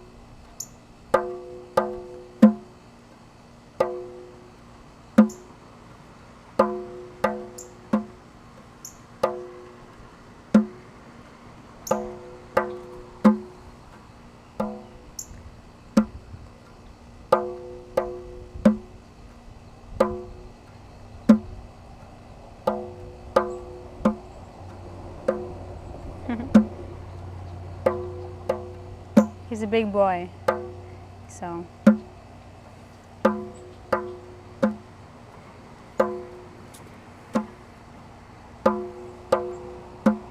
Him and the cardinal, they sometimes have conversations together. Cardinal will come by, he's here now, and he'll just sit in the treetops. Hello, chickadee. Haven't seen you in a while. They tend to go away in the summer because they find insects everywhere, and because we like to feed the birds every day. And in the winter, chickadees are like the first to come. They'll even land on my hands if I have some peanuts or whatever. And anyway, yeah, Cardinal will come and he'll sit on the tree and he'll be just yapping at Abel, just constantly telling all the other birds like, watch out, and Abel will do this weird thing with his mouth where he's like, I don't know what he's saying, I don't know what he's doing, but it's kind of funny and cute all at the same time. But Cardinal's like a support, savior kind of figure in the garden. Just lets all the other birds know, like, hey, there's a cat there, guys, watch out. Because we got a lot of chipmunks and squirrels. He's never been able to catch a squirrel yet. He's caught, I've saved, I don't know, like 4 birds at this point. Sparrow, robin. So yeah, but it's all fun and games for them, so can't really blame them. Yeah, it's just in their nature.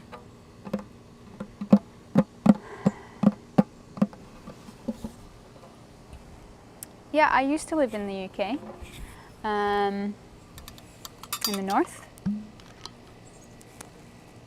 but now it's kind of hard to get back. But yeah, I live in Canada now.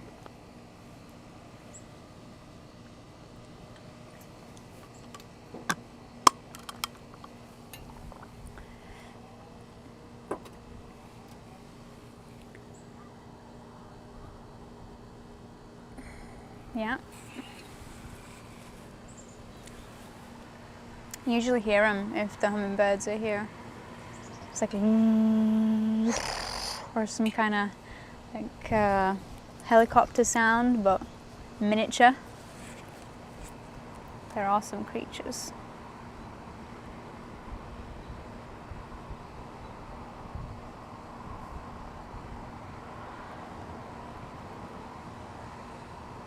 Sure, what's your question?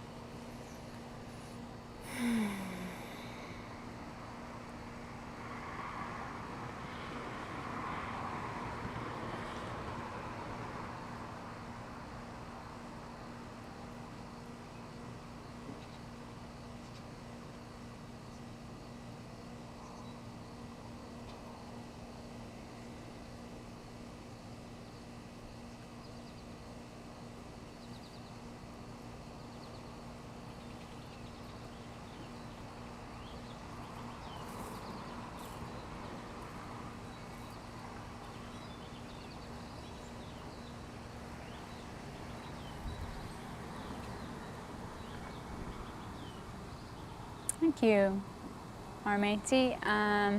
Favorite thing to grow? Wow, what is my favorite thing to grow? It's a good question.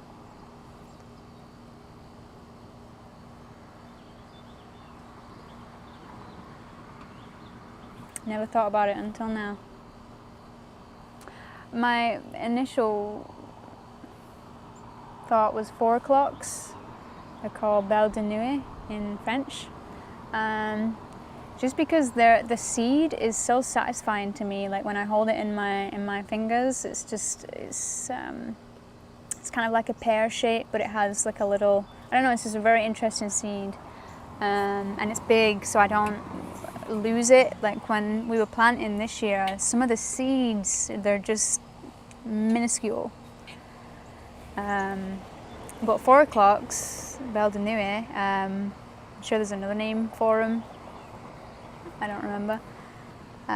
They smell amazing. We have some growing just here, but they're not big enough yet. But they turn into these gorgeous hot pink flowers and smell amazing. And they come out around 4 o'clock in the afternoon.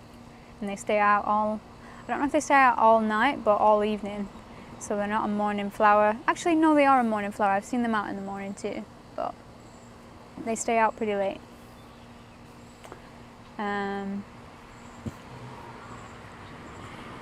We've got a lot of corn growing this year. That's pretty easy to plant.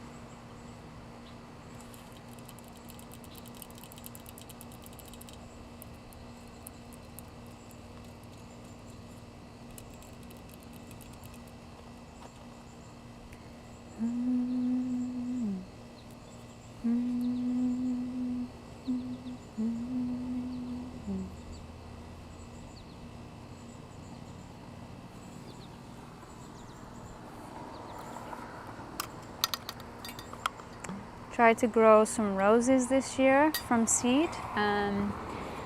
Didn't turn out, and I put like a lot of time into it, but I say a lot of time, but I was just like really trying to infuse the seeds with intention, but they didn't come out, and we're thinking it's because they've got to have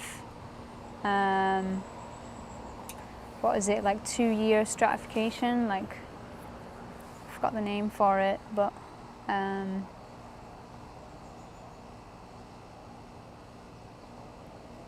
hopefully they'll come out next year, the seeds that we planted, but they have to be scratched up a little bit and kind of, I guess, opened up by the elements a little bit. That was a fly.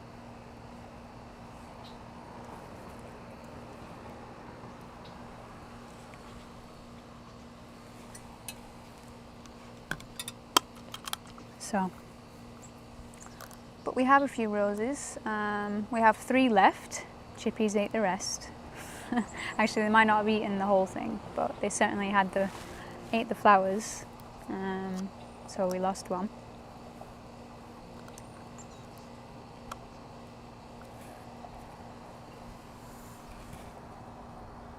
All right. Yep.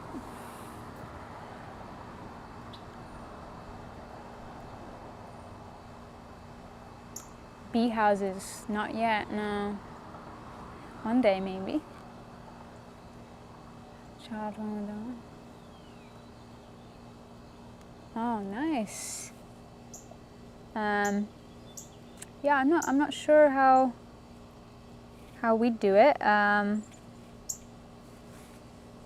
But yeah, that would be awesome. I've seen a few bumblebees around here, but not as many as I'd like to. But yeah, the more wildflowers, the better.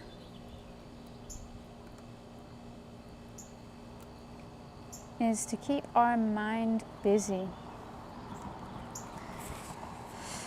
So that I definitely feel has a big part to play about how that question is gonna be answered for you, is how you operate personally, because everyone operates differently.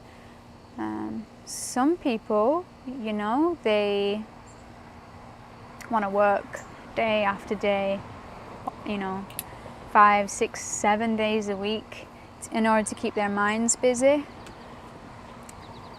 Other people maybe don't want to do that much work, but they want to keep their minds busy in order to, well, that's the question, right? What is it you either want to fill your day with, fill your life with, or what is it you're trying to get away from? When it comes to the mind, one of the things that I learned about the mind is that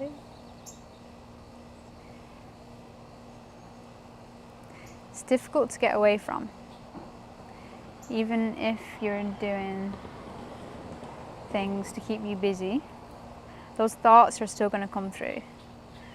But if you keep yourself preoccupied in doing things, you know, whether it's making something with your hands, whether it's talking to people, doing all that kind of stuff, it can seem like the days go a bit more smoothly, a bit quicker. So I'm gonna go a bit deeper with that question. Just think about it with you.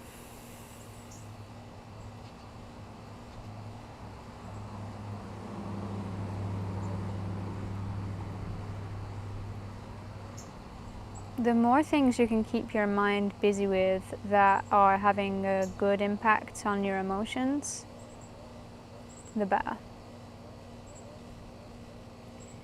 That's not to say that if you have difficult thoughts come about, you should judge them or try and get away from them or try and busy yourself to... I mean, obviously it's good to keep busy, you know, because you want to be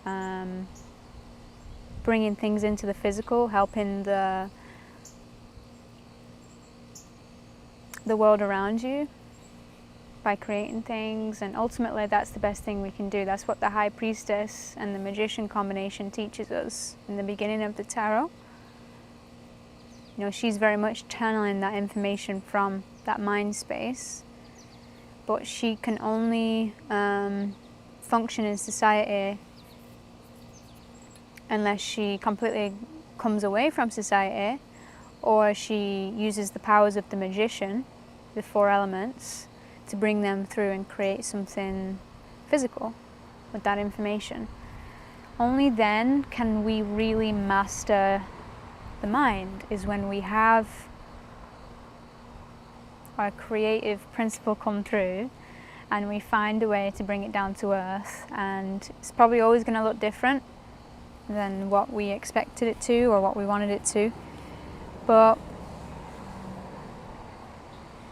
there's always an accomplished feeling when you finish something that you're trying to make, even if it's, something digital or whatever it is that you're trying to make or keep busy with.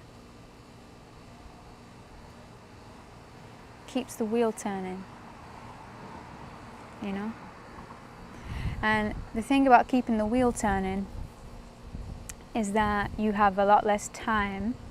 So even though you can't get away from some of your thoughts, you have a lot less time to dwell in some of the pits that your thoughts can fall into, which, as you mentioned, is probably, I don't know exactly about the suicide stuff you're mentioning. I'm not sure exactly who that is. Obviously it's going to be different depending on their situations, but I know a lot of us have probably felt that way sometime in our lives, especially in this last year, just because it's been chaos.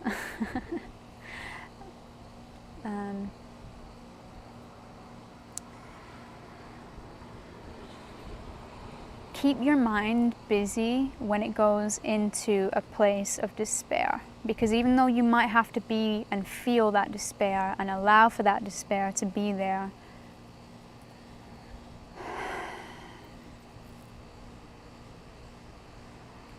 just the littlest bit of motivation towards wanting to do something else with your energy can stop you from from spending too much time with that thought that could lead you to feeling like you're the worst thing on the planet. There's all kinds of things that your mind can come up with.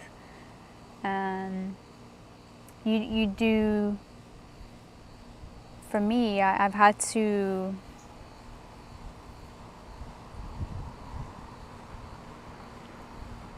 be a little bit more observant of my mind and where it wants to take me sometimes. Even just if there's a song that just keeps playing over and over, sometimes I have to be like, no, that's not the energy that I'm wanting to tune into right here, right now. And, either I'll come up with my own song, or that's maybe where the getting yourself busy comes in. Because you're like, right, I've tried all these other things, it's not working, maybe I just need to get myself doing something. Maybe that is what some of these thoughts are coming up for. It's trying to push me toward doing something good.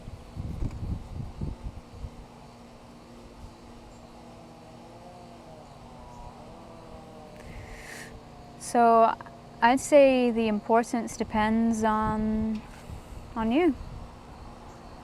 How often you go to that place in your mind of things that are helpful and things that aren't helpful for you. If you can be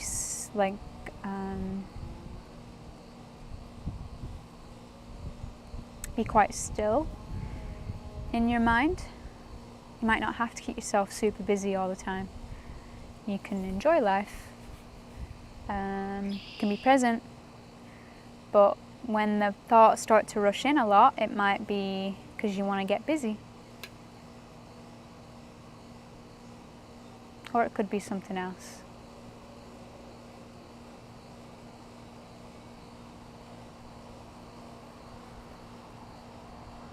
But either way, yeah.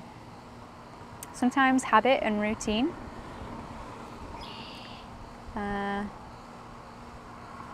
helps. Just getting a routine of doing stuff, like just at least one thing a day that you love.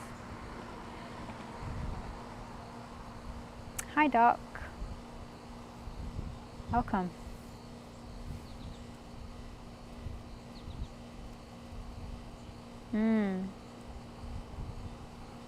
Yeah, for me,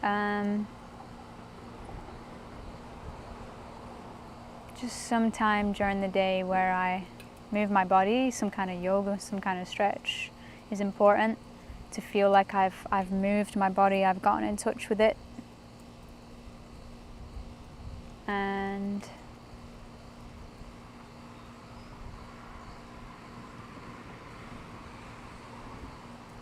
a moment in the day where I've tapped into an angel of some kind, you know, angel of peace, joy, love. Just a mini moment of it.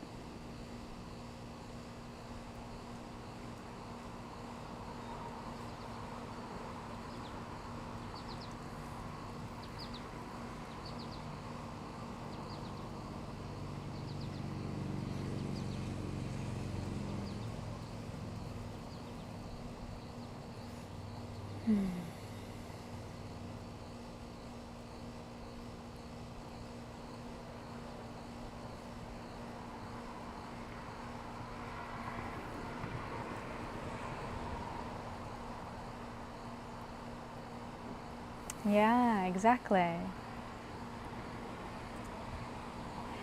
One of the things that I'm learning with this heart chakra experience it's a workshop by the Awakened State, she's called, and one of the things she said that really struck with me is that sometimes the love that the universe is trying to send to you, you can't necessarily receive because your heart maybe is still putting up a boundary or a blockage there. And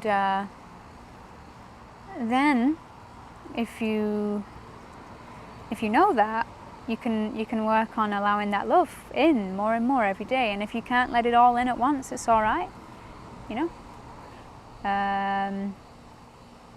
If you can't deal with all the thoughts all at once, it's all right, you know. Not many of us can. Sometimes it really is overwhelming, the mind or the emotions. They're both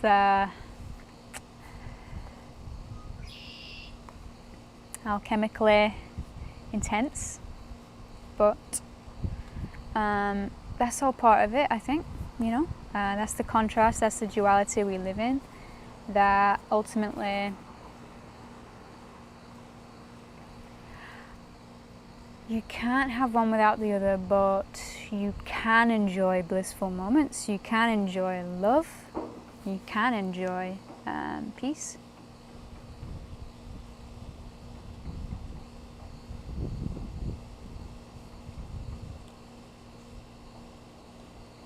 The more it's interesting because you have to find what's your ratio, what's your balance, and then when you need to express anger, you express it. And when you should express love, you express it. But because we live in a collective energy soup, sometimes if we don't know ourselves well enough, we can get caught up in societal dramas or societal bandwagons, and we jump on them thinking that it's part of where we're supposed to, and sometimes it can be where we're supposed to express some of our self, good or bad, shadow or light. But it can also, like anything, take us further toward ourselves or take us further away from ourselves. So every person's journey is unique and completely your own. No one else has a journey like you. And that's amazing to think about. You have something so unique inside of you that no one else has. I mean, that's not to say that anyone's any better than anyone else, but because there's levels and there's layers to that. You know, some people are just genuinely better at certain things than other people, but that doesn't mean that because you are a spark of like I don't even know, we get so used to just, you know, how our body functions and how we operate in the world that it becomes mundane. But maybe that is the goal of coming back to things like yoga, things like meditation, just mindful moments, so that we can remember, wait a minute, it's pretty, that when I really think about who I am or what my life is all about, it's completely wild, completely.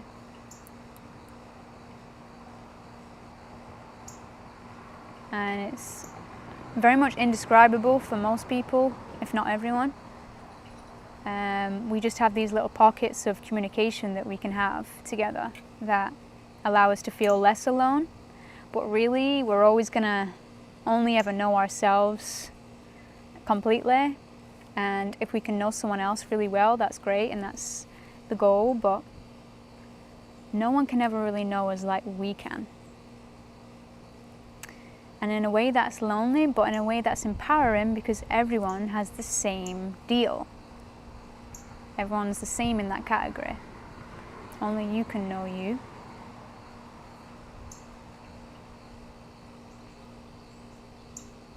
What you like, what you dislike, what things bring you joy, what things bring you stress.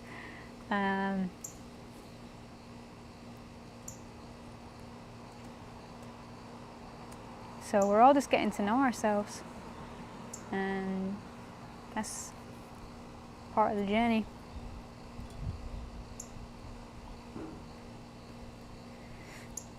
But yeah, judgment is finding a way to let go of the judgment once you've been able to understand where you sit in that situation is helpful, I think. Because some of the thoughts that come in, we may judge them for a reason, and it's because we have a boundary, or some kind of like, well, I understand that, I shouldn't judge you, but at the same time, I don't necessarily say yes to you either. Like, there's certain things that you have a yes and a no for, but you can still not judge it. Even if it's a no, you can still just be neutral. You don't have to go into hate or love. You can just say yes, or you can say no. With your thoughts and everything that goes on there. Because you're having so many thoughts in a day, it's unconscious, subconscious, and conscious thoughts. They're all linked. They're all one.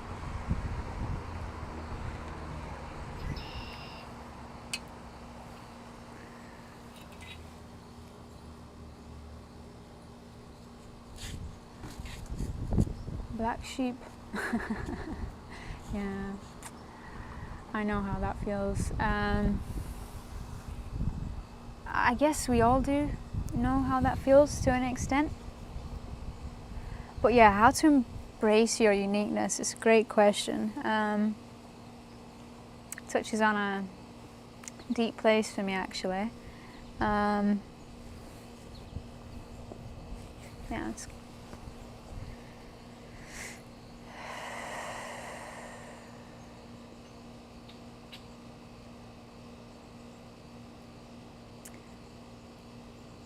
in part, it's to do with what we've just been talking about, which is to know yourself and know what you love and know. Because when you know what makes you truly happy, you don't let even the opinions of your family get in the way of that. Why would you?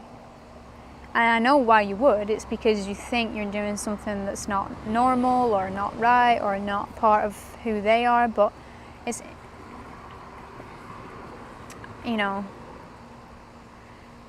I'd say that there's a reason. If you're feeling really unique and kind of outcast by your family, there's a reason in as far as you are going to thrive on that experience in some way. It's going to push you. It's going to push your usual boundaries and help you to go beyond them.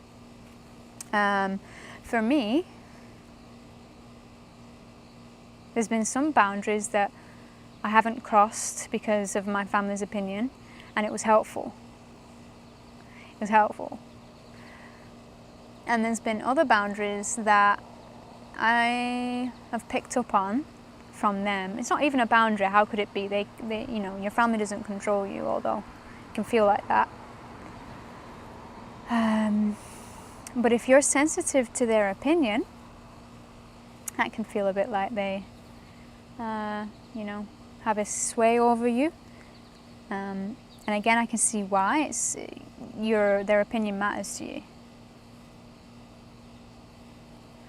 But the opinion of you, about you, matters exponentially more, because only you can take you to where you need to go.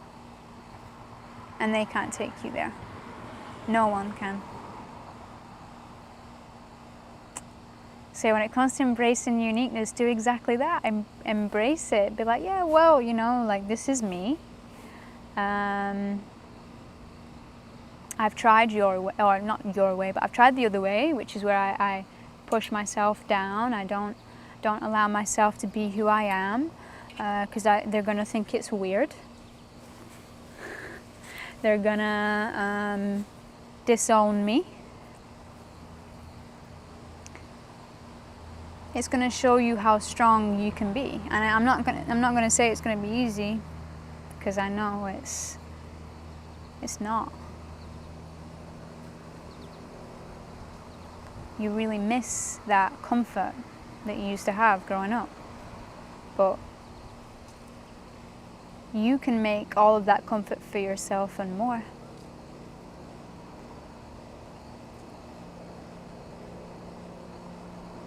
Just by putting yourself in that energetic space yourself of wherever you're at, whatever's arising, allow for it to be there, and you'll move on to the next thing and to the next thing, and eventually you'll stabilize. I honestly feel like it gets better every year.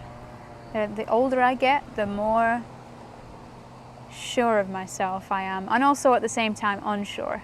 So it's a bit of a paradox, but I think that the older you get, the more you trust it. You trust yourself, you trust life. And if they aren't in your life anymore because you're being more of yourself,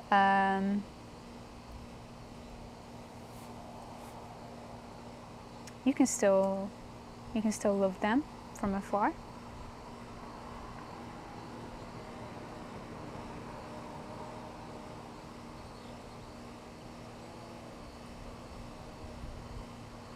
And you can be the true brave spirit that you are. Not a lot of people are willing to do that.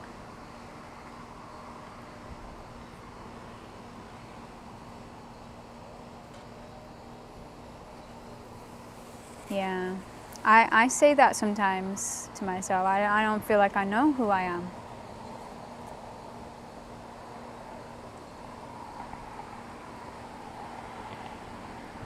But there's moments where you do, because you're just being yourself. And the thing that's maybe getting in the way of remembering those moments or feeling those moments is just some kind of thought of thinking, this can't be it. This isn't who I am. And because it's so simple, you overlook it. It's also complex. Who you are is a divine spark of source. That's not an easy thing to comprehend for anyone. But there's moments where you're more open to it, where your heart is able to breathe that in.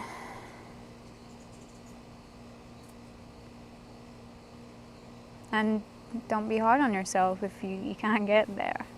It'll happen. You'll do it. Just might not be when you want it to.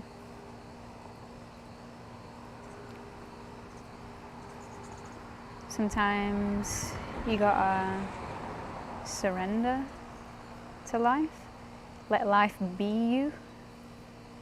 Not try and control life.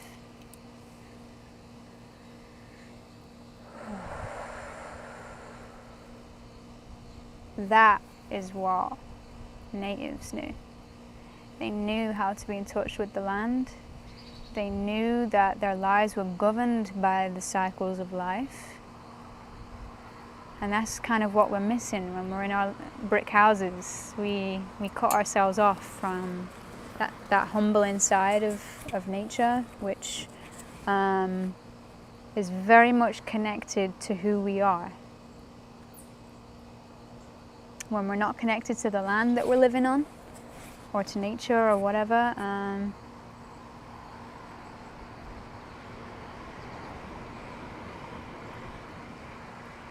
it's easy for the mind to get very confused, to say the least. But, you know, we've all chosen to, some of us have chosen to live in cities because we want to grow, and it's you're definitely going to grow in those places.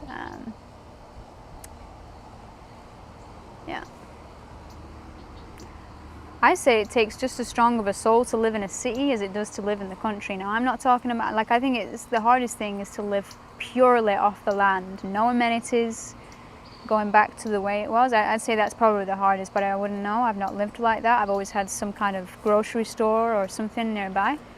But then you're 100% putting your trust in nature. You can't just get things the way that you're used to them. But living in the city, like, that's not easy either. Like, that takes patience. That takes all kinds of stuff. So each of them have their ups and their downs, you know. But yeah, being connected to the land, that was always absolutely fascinating to me when I learned about native history. I didn't even learn about the native history of UK, I learned about the native history of America. Maybe that's why I'm here now in North America, I don't know. I was just so drawn in by the stories of the native peoples and what they accomplished in co-creation with nature.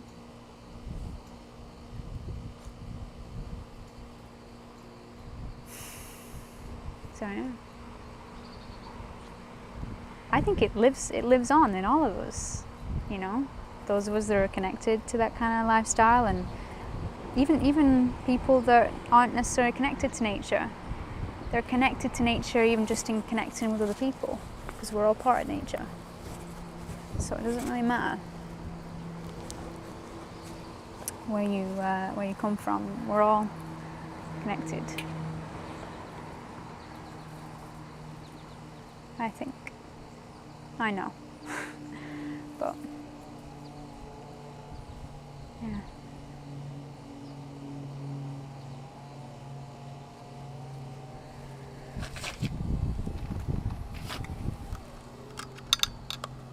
It is a beautiful day, yeah. We're in the back garden, just enjoying the breeze.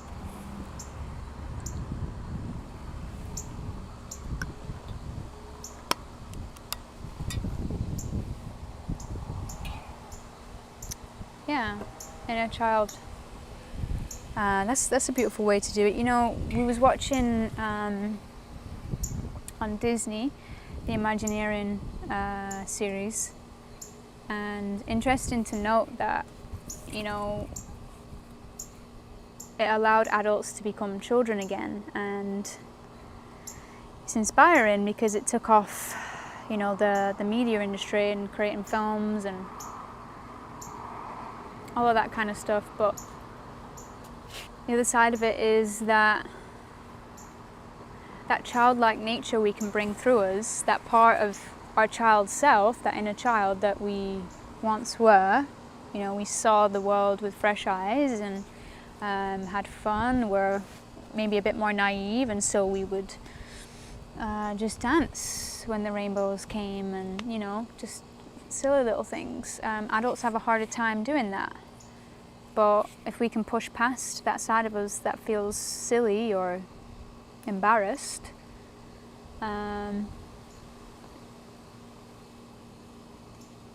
sometimes you can have the best time of your life just by bringing through that child in you that still lives in there somewhere. We were all children once, so we can balance both. And that's what in the tarot the Fool represents, is that child aspect that's in all of us. Because even though we're adults, we're still new to each day. We don't know what's going to happen. We can have a guesstimate.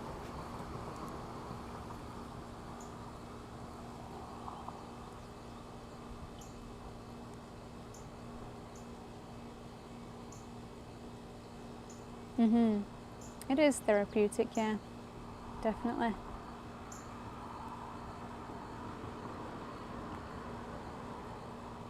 One of the things that I notice is that if you trust nature, when you're working with nature, if you trust nature, it'll trust you back.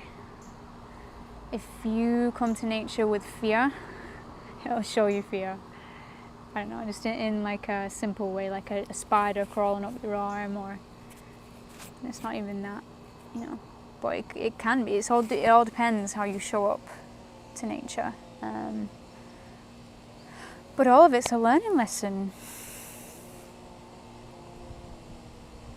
So even if you're in a, you know, one random day you decide to go for a walk in a park somewhere, and it's just, you know, get freaked out because you get taken off the trail or whatever, that's part of it. It's part of what you're meant to overcome and see about yourself in that moment. Every day's different, you know. I have my days where I'm in nature and I have like a little moment of doubt, because life and death, you know, it's right there. So that's why we cherish every moment.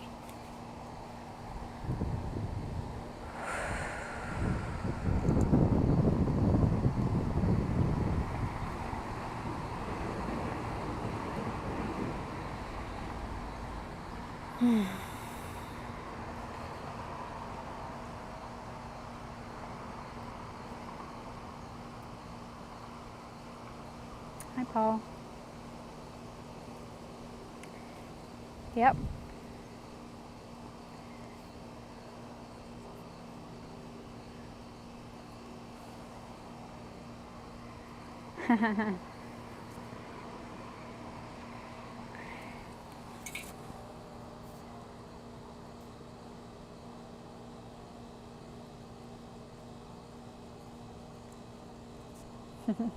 Yeah, it is time to be getting going.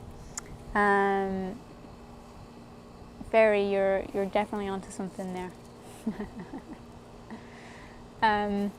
Okay, so that's a story for another time. I was thinking about it before and I was going to share it, but yeah, next time. Well, I'm going to enjoy the rest of the evening, just sat in the garden, so still going to be here, but I'm going to save my energy for the next stream, and just let you all know that I love you and I support you, and you can come back here anytime. There's a space for all of us to share and to feel connected across time and space, but at the same time. Thank you, Symbio. I really appreciate that. Thank you. It's very much appreciated. Yeah, next Tuesday, we'll be back with some tarot. I'm also probably going to record something tomorrow, so look out for our YouTube video as well. But yeah, until then, I'd love to see you all again. Thank you for being here. Thank you for spending time with me, and enjoy the rest of your day. Okay guys, much love and peace. Take care.